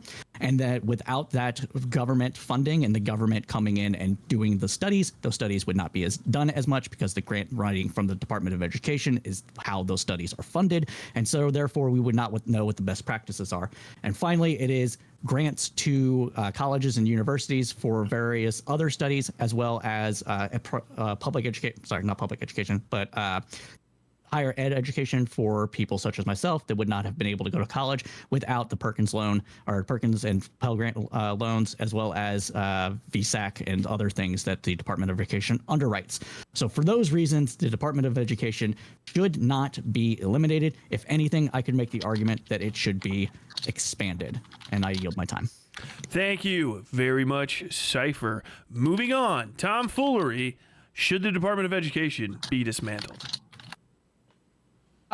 Yeah, no, I don't think it should be, and I don't think that it's ever a real conversation. It's Republicans for a very long time have been saying that they're going to get rid of the Department of Education, all the way back to like Newt Gingrich, Bob Dole, now Donald Trump, and Trump's talking about the fact that like the United States is at the bottom of testing around the world, which is true, but that doesn't actually seem to be the reason in reality on why they want to get rid of it. The reason they want to get rid of it is because of social issues. They have problems with a lot of things like respecting trans people, or they're afraid that like their kids are going to be forced to learn about evolution or something like that. Even over the last year, they've put out tons of propaganda and lies about the anti-Semitism bill, saying that this was going to be a something that was gonna like get everybody in trouble just for saying things about Israel or saying mean things about a Jewish person who might have done something bad, which was all insanely untrue. Everything that came with the anti-Semitism bill was all stuff that had already been implemented by the Department of Education for years before that, and was already part of the Civil Rights Acts, and so it made literally no changes, but they all ran around fear-mongering the entire time, acting like it was going to be a big deal, because they just have problems with the Department of Education overall, and they don't like having to respect minority groups, I suppose. Okay, thank you very much, tomfoolery. Moving on to Crimson 6062. So let's just address the elephant in the room. The reason why a lot of the conservatives want to target specifically the Department of Education is, as been mentioned before, it's about denying minorities' rights. It's about making sure that our certain children aren't mingling with other children. We have Atwater actually saying that because they couldn't use the N-word, they had to morph the argument into about parents' choice and school choice, and changing it to where, well, it's your choice. When we all know that the reason why, and we have seen it, most conservative administrations in the states have actually defunded public education to go to private schools or religious schools to try to get around the separation of state. We have charter schools which put money in the pockets of public into private entities, which made public schools a lot worse. The reason why it's best to have the Department of Education because it's standardized and not just left to the wild, wild west of let the business community handle it.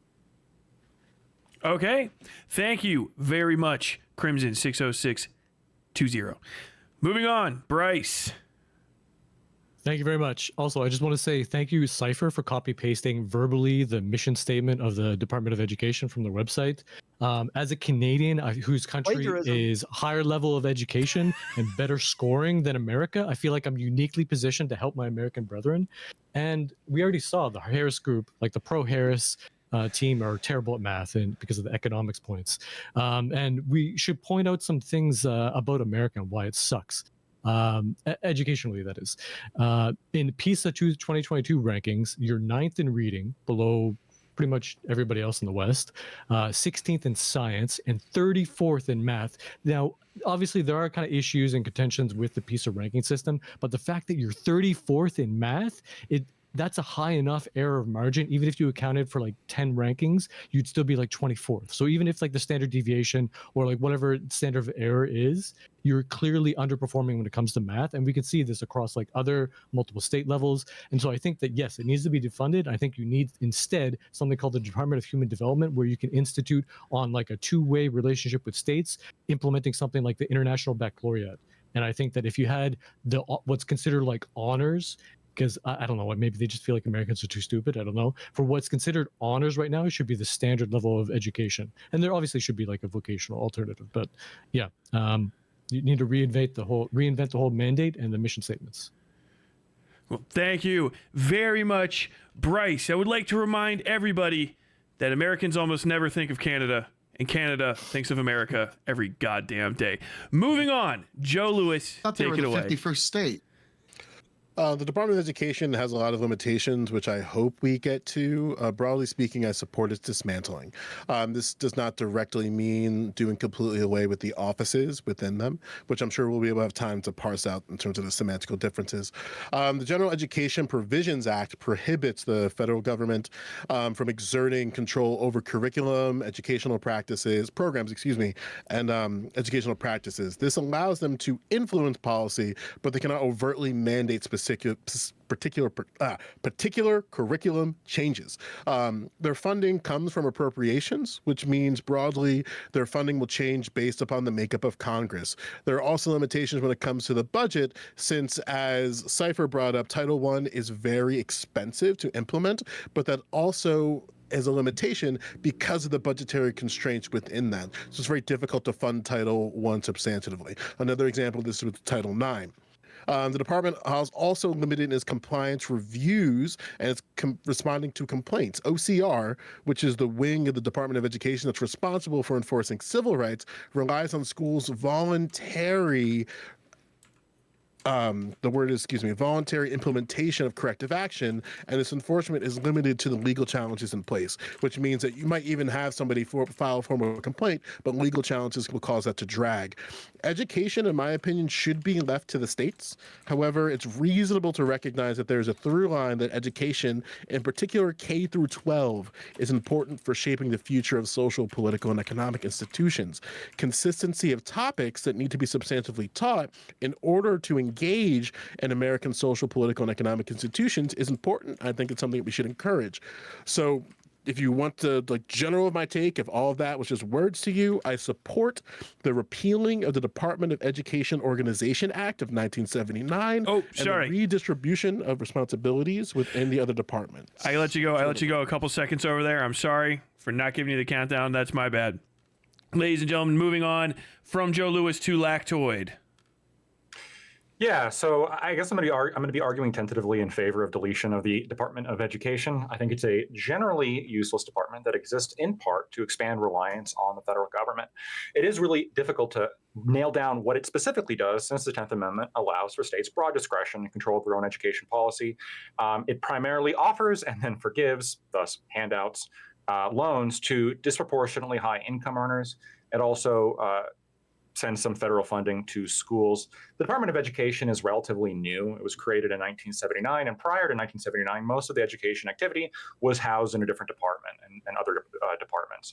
I think abolishing the Department of Education doesn't necessarily mean that all the functions of the Department of Education will disappear. Most of them, or some of them, would likely be moved just to other departments, the ones that we find necessary. That said, when we have an opportunity to practically and pragmatically reduce federal power and federal taxes, I think on moral principle is a good thing, since it relies on the forcible taking of my money to fund. And it does so inefficiently. According to the Government Accountability Office, the department is not very well done. The GAO identified 4 key shortcomings in the department: quote, oversight and monitoring, data quality, capacity, and evaluation methodologies. It found that on many grant funding initiatives, they were missing key monitoring documents, including grantee performance reports, which describe what kind of results the funding actually gives. By and large, America, we spend a lot more in education than the OECD average, but yet we get poorer results. So when we have a Department of Education that has problems, according to the Government Accountability Office, and overall the country is not doing very well when it comes to bang for our buck in education, I think it is time for a change. So if we can reduce federal government power in a relatively inefficient department, I think it's a good and reasonable thing. If practically speaking, there are some things that we need that Department of Education to do, we could simply move that to other departments. Thank you very much. Wait, what the hell? Who the fuck? Who are you? Lactoid. Jesus Christ, my bad. Moving on to Alex Kirsch. You're back.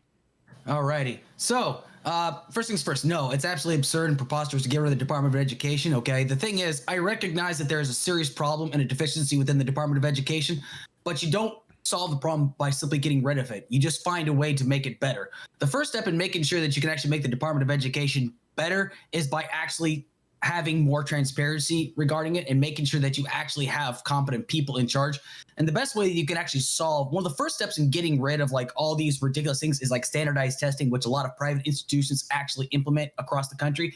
Standardized testing does nothing for the American school children. It does absolutely nothing. It has proven to be completely ineffective. It doesn't teach any children any real life skills. So the best way to do that is, first things first, if you want to make sure that the Department of Education is good, the first thing you have to address is class sizes. In some urban areas, class sizes are massive. There's like 30 children per classroom. And as someone that's actually been an instructor, I can tell you it's really hard to maintain the attention span of children if a class is 30. So that's the first thing you have to attend to, let alone the fact that if you get rid of the Department of Education, but you have no real plan to replace it with anything, that's not going to help anything. You're just going to make the situation a lot worse, let alone the fact that those that say we don't want the federal government involved in everything else, the federal government is pretty much involved in a lot of things. I mean, Lactoid brought up a good point. We spend a lot on our education system, but we also spend a lot on our healthcare system, and yet we have some of the most poorest quality healthcare across the world. You don't get rid of the healthcare system by that. I mean, it's not fixing the issue. You have to address the issues, and the first step in in solving a problem is identifying that there is one. You have to find out what the problems are, and then you have to mitigate, and you have to you have to delineate and 15 seconds. Okay. You just have to find the right people to actually make it. And the best way to do that is find people that have actually worked as educators to solve that problem. Okay. Thank you very much, Alex Kirsch. And last but not least, take it away, Phil, KOE, one more time. Should the Department of Education be dismantled? This has been a big issue for the Republican right for many, many decades, as has been pointed out since Ronald Reagan's time. There has been efforts to get rid of the Department of Education because by Republicans, it's seen as one of the great intrusions of the federal government into daily life, into something so fundamental, which has traditionally been the auspice of the states and localities, the education of our children. And we all as a parent who has one child in the education system right now and another one on the way that will be in the education system, this interests me quite a bit. Now, some things to keep in mind if we do get rid of the Department of Education. There are some upsides. It's not all going to be like the sky's not going to fall from our heads. There's an almost $80 billion budget that now goes back to the states.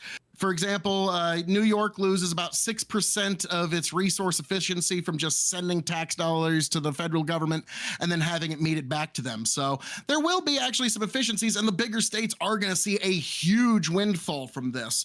And also another reason is it would make it easier to eliminate the teachers' unions, which would make school choice an easier thing to attain, because that will be one of the best things we could possibly do for our students. If you care about students, you're pro school choice. If you're not pro school choice, you're not pro student, Period. End of discussion. Full stop. Mic drop. There's just nothing else to that. If you don't like school choice, you're not pro-student, because it should be the parents and the students deciding what's best for them, not you, not a bureaucrat, not a teachers union, and not a Department of Education. And if you agree with any of that, find me at KOE Nation on YouTube, TikTok, Twitch, and Twitter, folks. Oh, you know I'm never above shameless self-promotion, and I yield back the balance of my time. Okay, thank you. That was exactly 15 seconds left to get it on one more. Ladies and gentlemen, just before we hop into the open panel, one last time before we let this thing rip, rock, and roar, you can join in the fun here on the YouTube. Pop in, hang out, engage in the polls, and don't forget to like, subscribe, and support every single one of the people that are here on the panel. One more time, should the Department of Education be dismantled is our topic. Open panel, go. So two things. Yeah, really I want to quick. address, So first of all, For a couple of people, just real quick, what is the problem with the department existing in and of itself? There's been a bunch of programs like No Child Left Behind, which changed eventually to like No Child Failing or something like that. But Every Student Succeeds Act. Why not? Yeah, every student succeeds. So what is the problem with the department existing? Why not try to do something that fixes the problems that you have with it instead of just getting rid of the entire department in and of itself? I think you have to Department of first Education is a Something the manifestation. Canadians said was a good idea. Wait, hold on one second. I think you need to just kind of like first identify the fact, like, okay, hold on. America is supposed to be like this leading superpower of the world, like the best people, the best this, the best that, but you guys are lacking in a lot of different areas when it comes to education. So clearly there's an issue both with like but it's not at the federal level. but it is at the federal level. The federal government does not Lloyd has do already anything. identified that it's an inefficient system, and It might be an inefficient system, but the curriculum it's that you not brought just up. inefficiency. There's like Lactoid problems with recognizes the that data there's an collection, efficiency like with the system. However, what you're arguing is something completely different, and not exactly related to Okay. Lactoid's argumentation. Well, no, I'm no. not saying that our if you want arguments are access to exactly certain aligned. federal What I'm funds, saying you have to is that accept there's an some issue of at the federal level. programs. I can specifically have a different take and a different argument than Lactoid, and I can also say, like, yes, we agree that at the federal level there are No, I problems get and it. correctly But you're identified. actually Landry, wrong Landry, about There are why our schools education that get system greater sucks. leeway with their Kaylee, curriculum because they don't so my take federal point- funds. I know one. It's 3 miles away from me. That's And, great, Kaylee. my- Let Bryce finish. I So, will make sure it's I'm clear to just the saying. audience that you guys are on different sides of this. I'm in agreement with you too, by the way, but our argumentation can be very different for the sake of the conversation. Sure. Yeah. My take is that the Department of Education has like inefficiencies that deserve, like, at the very least, an audit, like a severe audit to look at like every little place that they're That's what I bleeding mean, cash, is because why they're not bleeding They cash. have been audited by the GAO. Efficiencies. Oh, they have. Okay. Why Oh, not sorry. fix I apologize. I take that back. So they Yeah, have well, been yeah, audited the already. Government Problem Accountability is, Office okay. taking a schools, look, in order and to they're get terrible. access to certain federal funds, have to accept certain curriculum. Yeah. So okay. And so to say that's that not, it's yeah, true. that take is exactly that's exact. true My under point is the that No Child it's Left an Behind Act inefficient thing, anyways. and that there needs to be some kind of like symbiotic, like two-way relationship between the federal government and states in order to institute something like, even if it's not specific, you don't even have to call it. You can call it the American Baccalaureate. You can come up with some like pro-America first, whatever the fuck you want. Sure. And, some kind of like standardized curriculum that the But we states can't can like though. choose That's from. that's what I'm trying No. to tell you. We can't do Okay, that because yes, of the I 10th understand. Amendment. But What is you your can take? withhold Ninth Amendment. funds. You can withhold extra funds. It's been which is largely why we proven don't to have a mandate national- control education. The reason I why we wanted don't to- have a national education standard is because of our Constitution. I So when wanna- you say that the federal government is the reason why our education system sucks, you are just factually wrong. That's why I wanted to break That's in with. why But we don't Lactoid, like the please go ahead. Department of Education, because it's a So- federal No. intrusion. So Yeah, you don't Kaylee, I like just it wanna because of address- other things, but it doesn't matter. Lactoid was going to say something. Yeah, I want to give a shot on answering Tom's question, because I know that this debate topic is sort of framed as to giving us the affirmative position of like, should it be abolished? But my principle is different. I think my principle is, when the government takes money, there needs to be some kind of good justification for them. Justification, just like, by the way, any kind of law, there needs to be some kind of like justification for them to do it, because they are taking your money, right? And so the real question is, why should the Department of Education continue to exist, right? I think all forms of government should be justifying. They should have to justify their existence to the people that they claim to represent. And when you have the Department of Education that's just, I think, failing so hard, and also representing this sort of federal intrusion into the states on top of that, while being inefficient, while sucking up a lot of tax dollars, I don't think it's sufficiently justified its existence. I think that you could abolish it. You know, we have examples of countries abolishing departments and it turning out relatively well for them, like in Argentina. I think that it'd be perfectly fine to abolish the Department of Education. And, if there are certain things that we decide we absolutely need from the Department of Education, like that can be a time to discuss that. And we could maybe put that into some other departments. But right now, the department has just been so plagued with just inefficiencies. It is quite literally like a swamp in terms of inefficiencies. Nothing better than abolishing the wheels, right? I'd also like to take an opportunity to answer Tom Foley's question too, because something that concerns me about this conversation is that those who are in the affirmative of dismantling might unintentionally produce misinformation that might make the conversation difficult. So a little bit of context, right? The manifestation of the Department of Education came after certain clarifications the federal government had in relationship to education. I'll give you a very clear example. In my opening statement, I explicitly mentioned the Department of Education Organizational Act. That came after the General Education Provisions Act. That act is something that I disagree with. Now, there's other semanticals within that I don't really care about getting into, but the general, for people who are watching to understand, and for yourself, Tom, is that it prohibits the federal government from exerting control over curriculum, instructional practices, and educational programs. That means the federal Department of Education cannot overtly tell states what they must teach in schools. That goes to Bryce's point, which creates complications with educational rankings, and they cannot withhold funds, by the way, unless they do a particular violation with something like Title IX, Title I, the Civil Rights Act, etc. So while there is a threat of fund withholder from the Department of Education, that can only exist through reporting, which then leads to legal challenges. So the problem that I have 3 miles away from a school that doesn't take federal funds, they have greater control. The problem that I have, just so that we're incredibly clear here in the distinctions of this argumentation, is that the federal government and the federal Department of Education and the responsibilities can easily be disseminated to the local states, but there still needs to be a consistency of curriculum across all 50 states and territories like the Washington, D.C. So with that being said, I think it is fair to say that we have a curriculum problem and the consistency of educational programs and practices. And one of the things that we could do, if you're not supporting the complete abolishment or the repeal of the DOE Organization Act, very clearly we can recognize that there should be some standard in curriculum across all 50. Assuming the Supreme Court would allow it. It's not happening, but it's also happening. It's a great thing that it's happening. No, that's not at all what Joe said. Please don't be disingenuous. I just want to address one thing. I want to address one thing, KOE.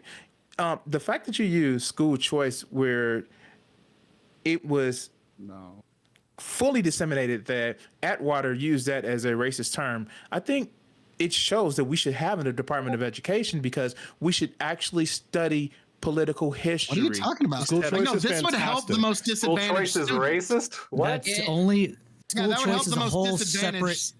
School choice is a whole separate discussion. Imaginable. It actually has no proof that We should not talk about school choice. It's a whole separate discussion. Please, let's not talk about it. For the Democrats. It's a winning Teachers union, the voting block for the Democrats, so they will. We will stop. Does school choice actually improve academic performance? School choice is going to get us off the rails of the conversation. Over the course of 4 years. I never mentioned anything about racism. I just said that Atwater used it as a term to be able to say something instead of saying, a specific word and talk about that. He's dead, so who cares? He's dead, so who cares? And school choice is going to get us off the rails on this conversation because the Department of Education. If you eliminate the Department of Education, it has nothing to do with it. Hold on. So I'm really curious about this. Actually, I'm very curious about this. Can you please articulate to the audience who's watching why you need to use Atwater in your argumentation about history? Can you elaborate on that a little bit? Oh, sure, because I understand you like to dodge questions. You never asked me a question, but please land your plane. The point was made, why bring up school choice, especially when it was used as a dog whistle? And my statement was, we need to study not just history, but political history as well. Why does the dog whistle matter in the sake of your argumentation?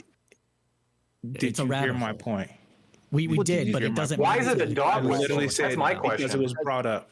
Do you think he's using it? You as a brought it dog up. whistle? Do you think he's pushing? No, I a wasn't. specific That's type why I of said funding? you weren't You listening. brought up Atwater in your argumentation when you clearly could have just said we need to do a better job at teaching history of the United Correct. States. I think Do you everybody in think this I panel was would agree using with that you. as some sort of Using, dog no, whistle? KW, point. but to be Said fair, no. like bringing up race in the conversation in this context is a waste of time. So Did I say please don't race? do it again.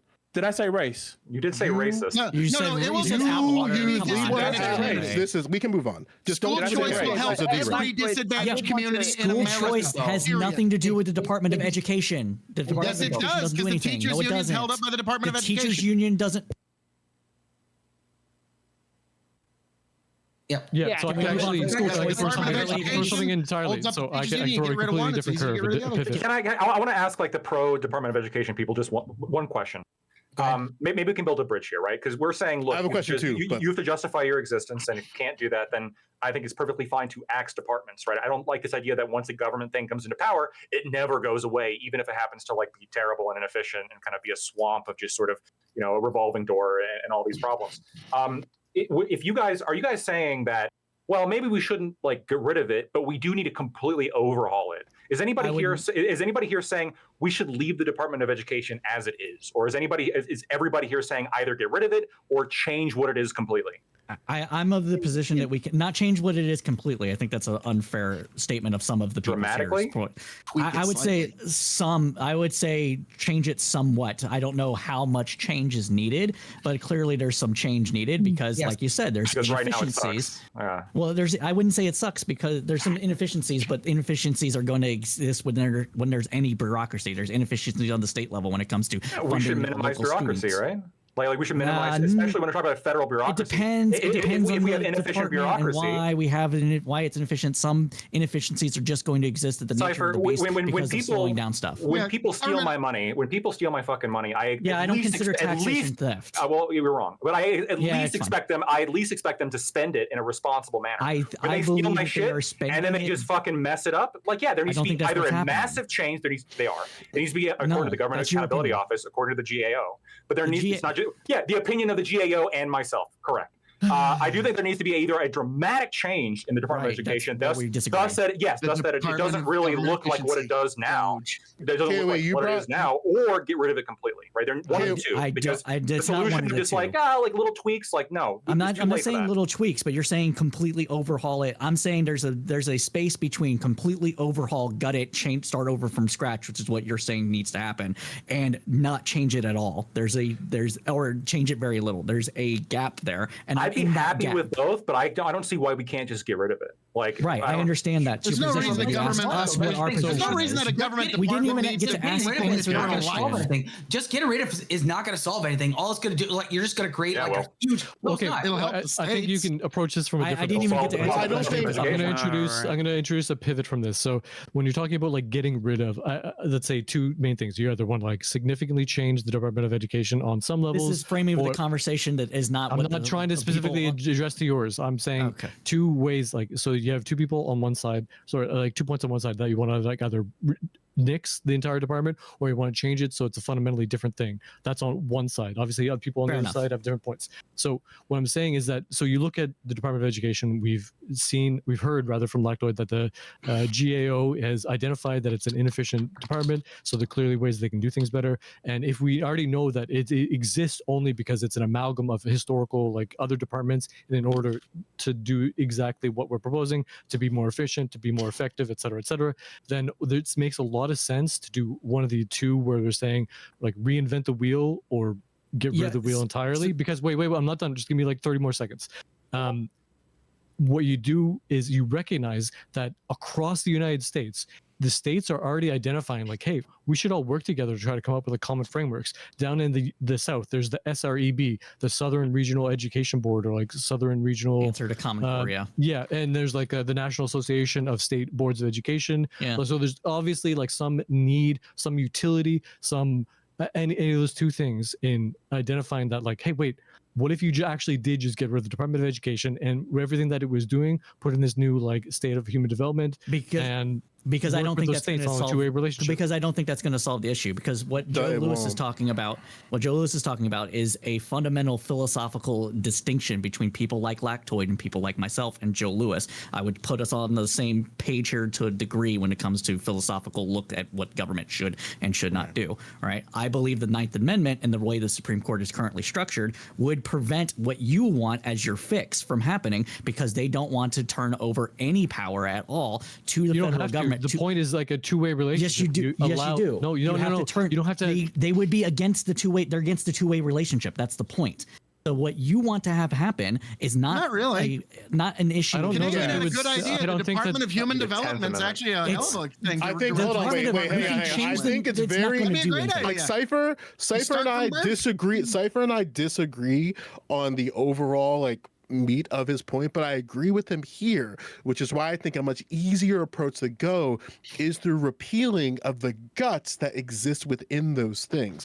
But there's something that you mentioned, KOE. I'm going to just make sure that you're on record of saying this, and I have a question with that. So your statement that I heard you say is that parents and students should have control essentially over their educational destinies. Is that your position?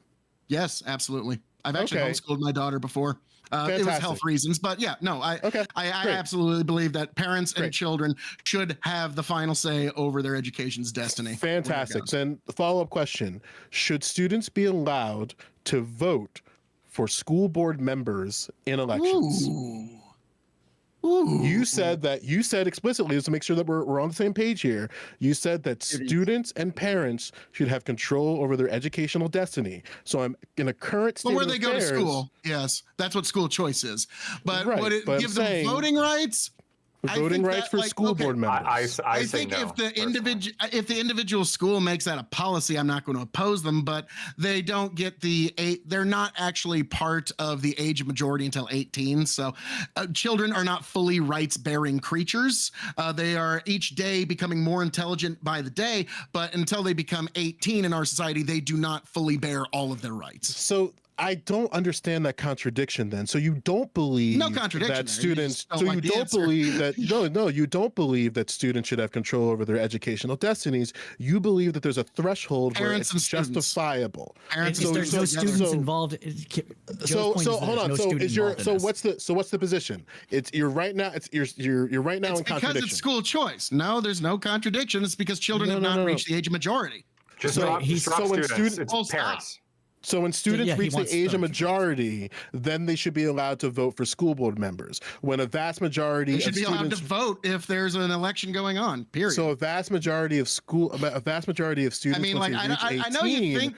I know in your mind you thought this is like, oh, this is going to be such a great gotcha. No, I'm not trying to gotcha you. I'm trying to. I'm going to make this so incredibly clear. If you took 10 seconds to just let him talk, you would understand. I understand. I completely understand. I completely understand why you want to make this a particular spectacle, but I'm trying to understand. I'm pretty good at it. I agree, which is why I very much appreciate you being here. However, I think it's I'm trying to understand.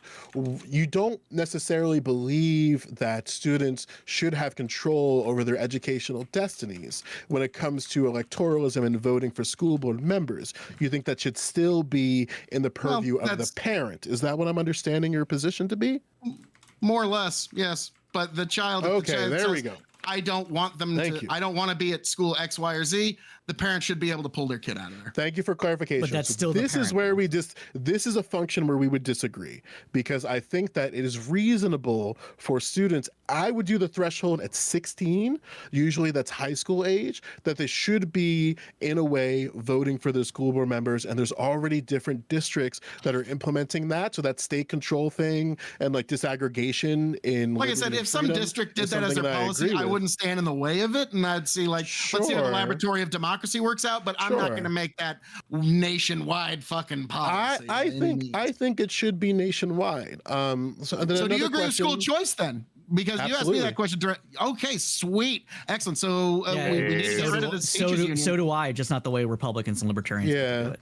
Like I Wait, know, wait, I wait, know wait, it's wait. very. You mean actually having school choice? That's the way you don't want it to Yeah, happen. yeah. Okay. No, So it's yours not would be actual not school school choice. choice. So It's Kiwi, preferred I'll give you an You example, take the right? voucher to any school I'll you give want. you- Parents can drive as far as they want. They don't give a This is shit a whole where, separate where they discussion. want to go. That's where they want to go. And so, yeah, that was actually something that I ran into for a little while. And my daughter, like, we wanted to go to this different school, but because of our zip code, we couldn't get. So this is actually a very real thing. So let's not pretend like we currently it's have not- school choice or it's something We're that's not, even in the system Kaylee, right we're just now. trying to stay And on the topic. That's why I and don't if want to you- talk about the school If you choice stuff. advocate for the Democrats, you're not advocating for school choice because they're not Democrats going to let don't the teachers support union. Democrats off don't support because students that's- voting for school board elections, and like even in my state, Yeah, they want well, to block yeah, that you're- outright if that- it was you're- like a bill to be brought Yeah, to the your floor. birdwalk topic. Yeah, No, like Sure, okay, so okay. But okay, you're I also have not a fan another. of parents I have like another. and complaining, right? They want like the unions to control.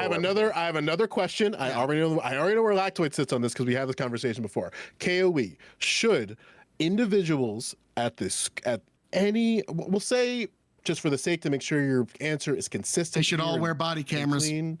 Everyone. No.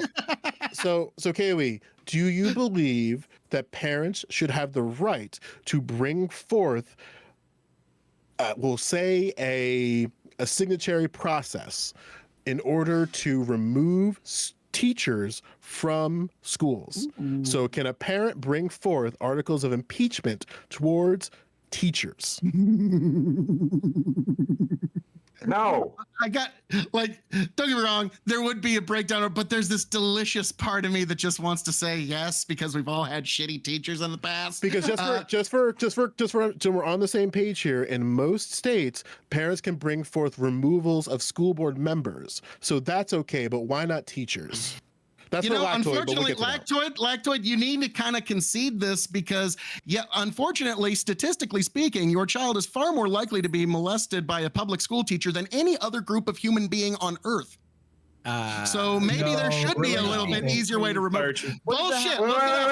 Okay. It's off topic. Okay. Stop. I don't want to get into that. I don't want to get into that. All right, hey, Twitch. no, Sure don't wanna stop, protect the kids. stop, Twitch. stop. I'm not getting into that, don't worry.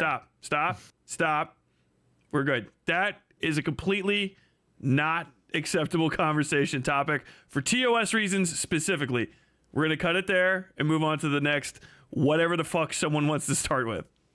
Yeah, Right, but I'm that just going doesn't- to that generally, doesn't I'm going to invade, like- generally comment. Hold on real quick. I'm going to generally comment like, Thank no, students should not be able to be voting for school boards, shouldn't be able to be voting to remove teachers.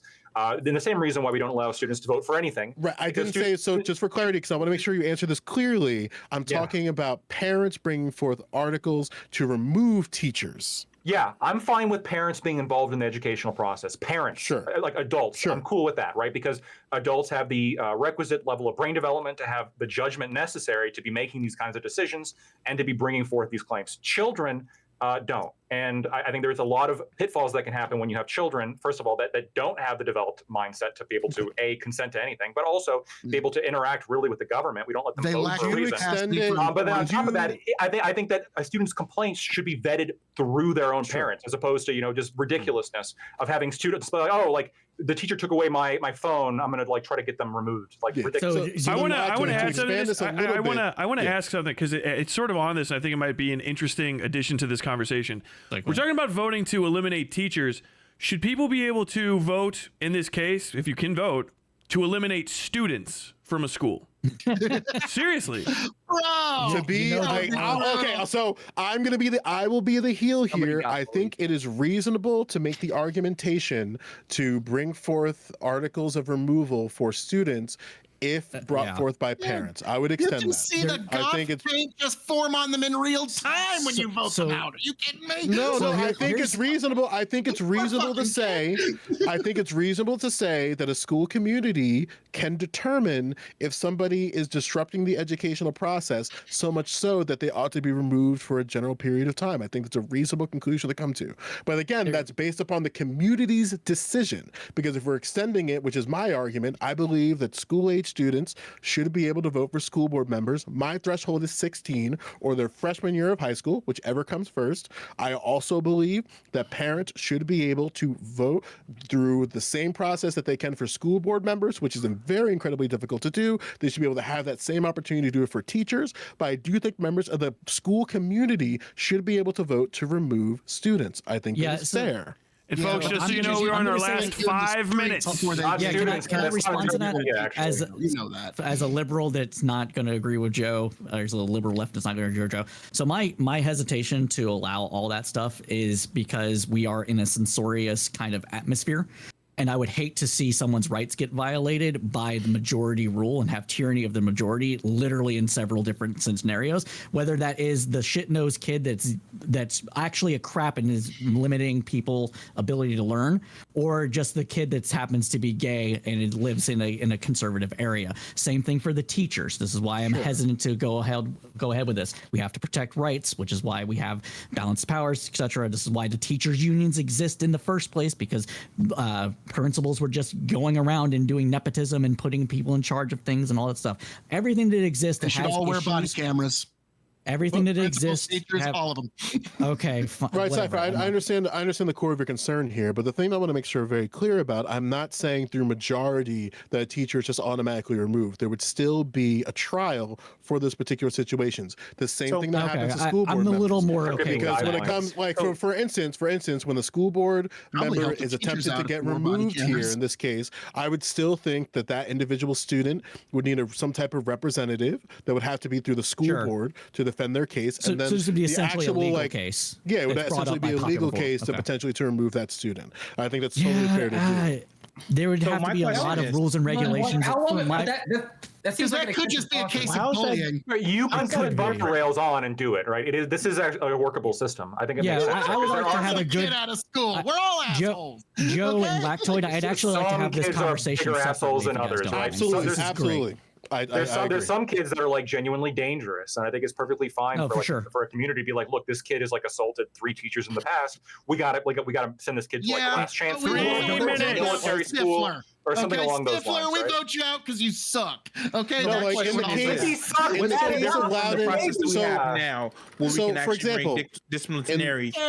In the case of Loudon County, I think there's a very clear example of a student that was a threat to the educational community. Parents had reservations of the student's misplacement. This was due to a bunch of other things for political reasons I don't want to get into, but in the core of it, that student was not safe to the educational community. And that student assaulted a kid in one school. The Board of Education transferred that student to another school, and they assaulted another student. 2 minutes. That caused the superintendent of losing his job because of that. And like that could have been preventable to some type of process of removal. That's my opinion. Or prison. I mean, in the case as long as students aren't voting on this removal, because that'd be ridiculous. Correct.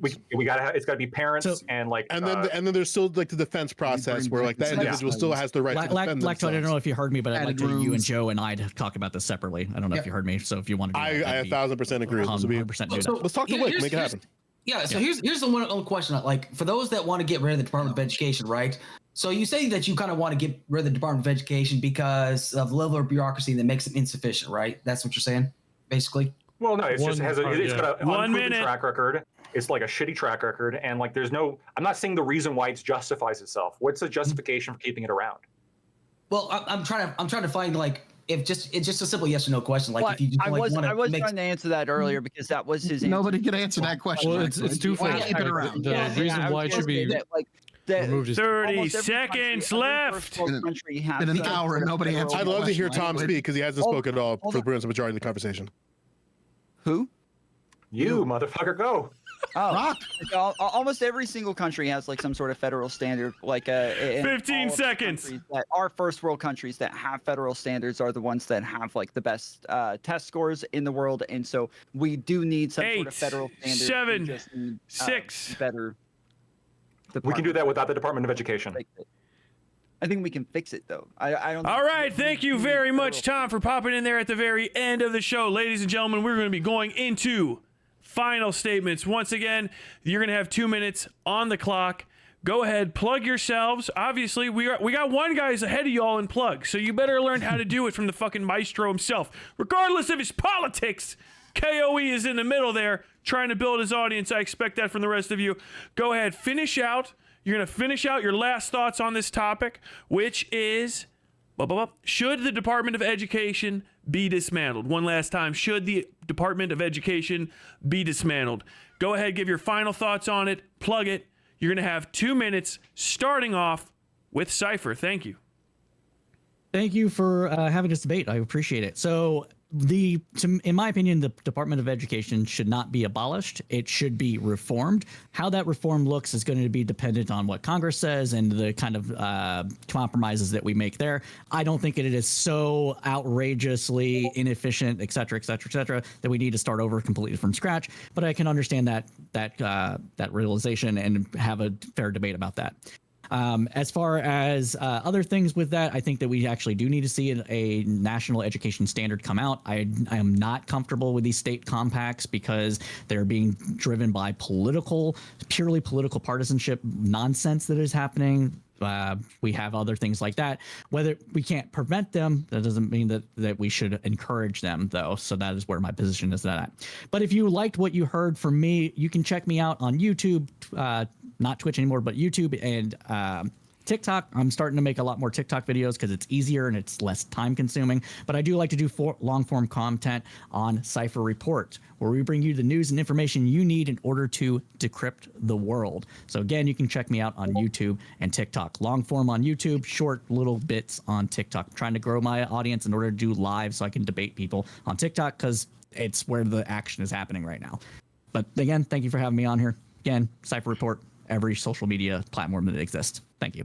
Thank you very much, Cypher. Moving on to tomfoolery.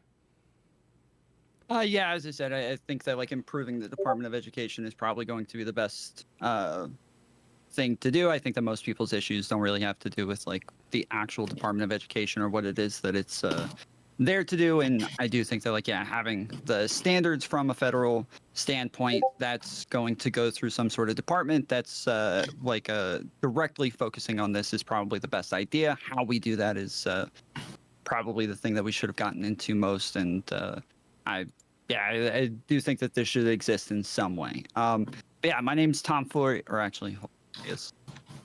My name's Tom Flory Show! The man with the name, the man with the fame, the man with something else that sounds like that. You found me on YouTube, TikTok, Instagram, Twitter, and all the other platforms. Tom Flory Show on YouTube, TikTok, all the other, Kick, and all the other platforms. Okay, thank you very much, tomfoolery. Moving on to Crimson 6-0. Is a sincere form of flattery. 6-0. So at this point, I do want to recommend that we keep the Department of Education for a standard, and we should actually empower it more.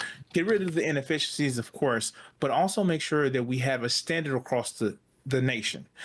Doing so would actually prevent different administrations from different states from injecting political policy that we see from requirements for educational materials from different states that may, influence certain principles that they feel that they should influence, such as when we have Texas, where they influence one of the nation's biggest book producers for schools to try to make it where slavery was a choice for some people, or just a work program that encouraged people to move from one continent to the next.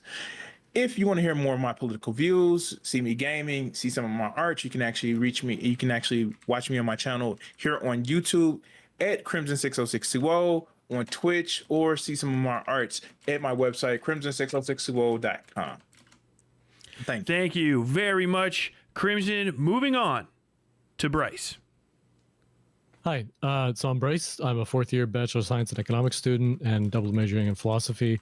I don't really have anything to plug because I don't really stream anymore, but I might stream after I graduate. I'm going to close my argument saying that the DOE doesn't have to exist. I think Lactoid is right to query whether or not why it should continue to exist. I also think that Joe is right to repeal that act in order to allow the federal government to do more in a two-way relationship with the states.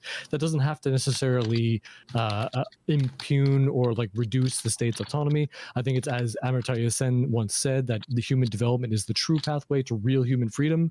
I think America has a chance here to lead the world in primary and secondary education, and not just post-secondary.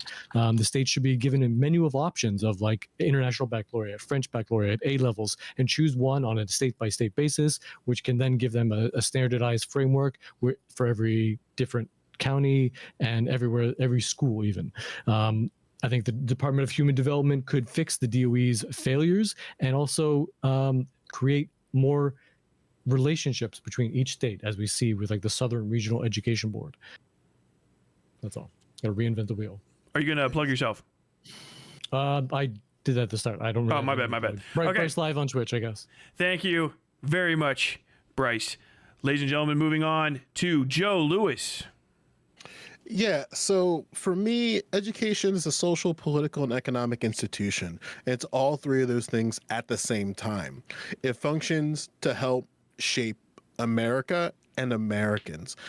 And that statement, that the recognition that all three of those things poses very good questions worthy for debate. Should students vote for school board members and be allowed to? Should homeschool students and parents like KOE have access to guidance and educational resources within their neighboring school district? Should KOE's homeschool student be allowed to participate in extracurricular activities within a school district? Should parents and community stakeholders, like essentially taxpayers of the community, be able to vote to remove teachers the same way that they can vote to remove school board members? Should the federal should the federal government have a more direct say in curriculum in schools? Should there be a public jobs program for school-age students? Like, just the very challenging of the federal Department of Education posits those questions and a bunch of others. And I think one of the biggest failures of the most recent emergence of educational discourse around politics is the lack of a discourse in education.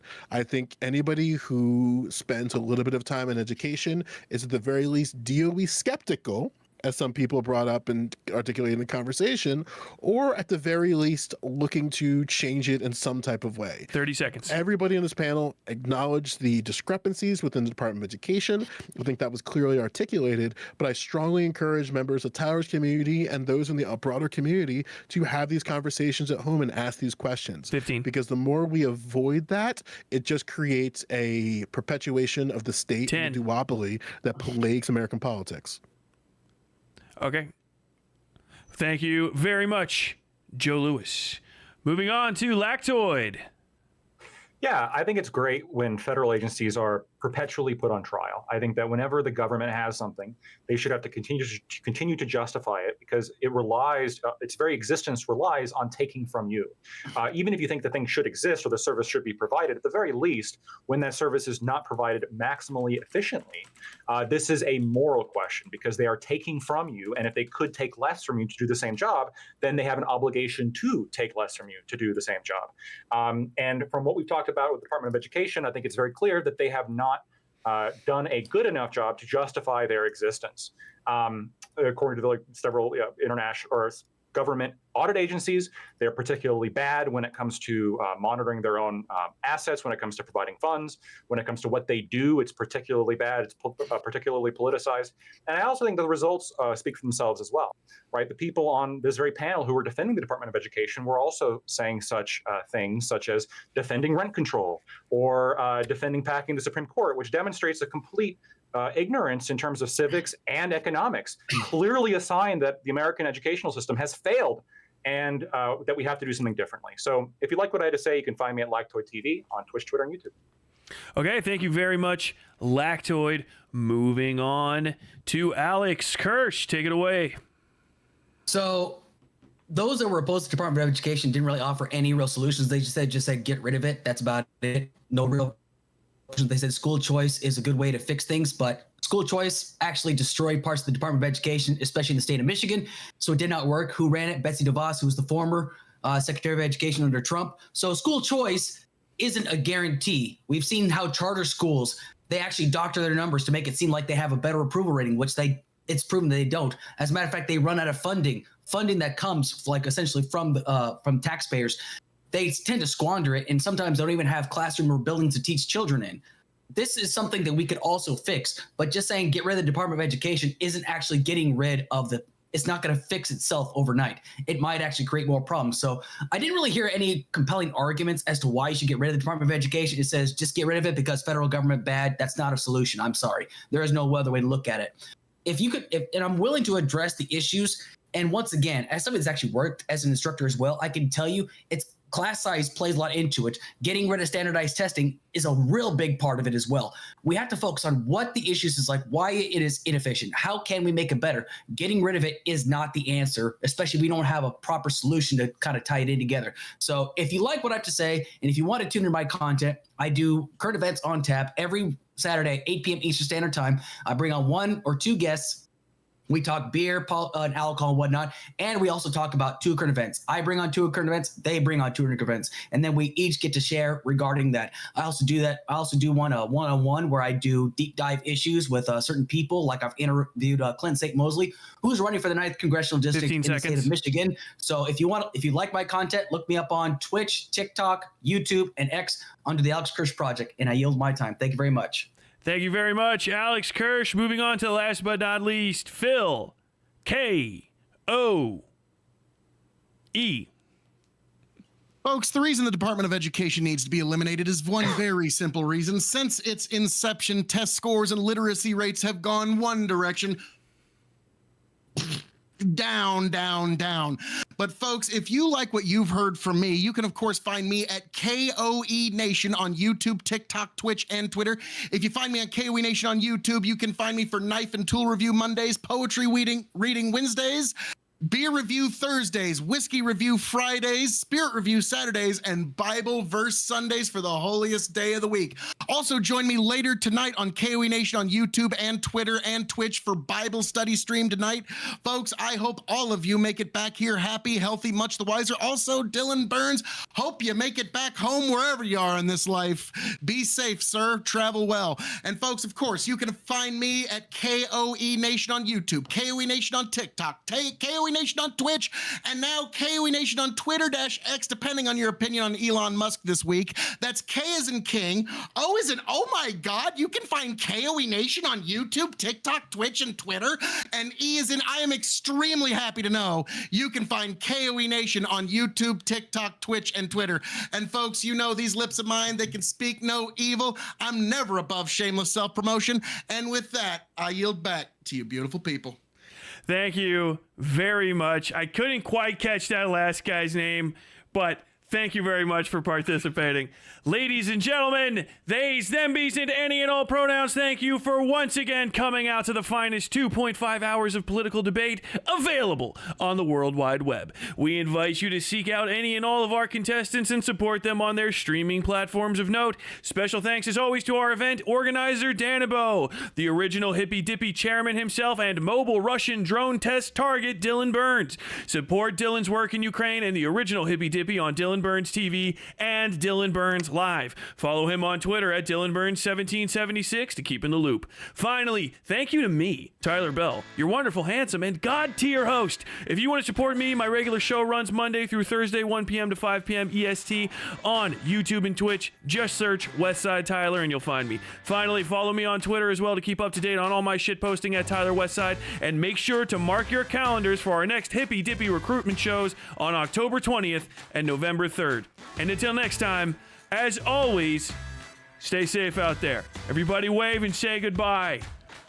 Bye, everybody. Yeah. Jesus Christ, what a show. Wow. Wow. Talk about a program. Talk about a program.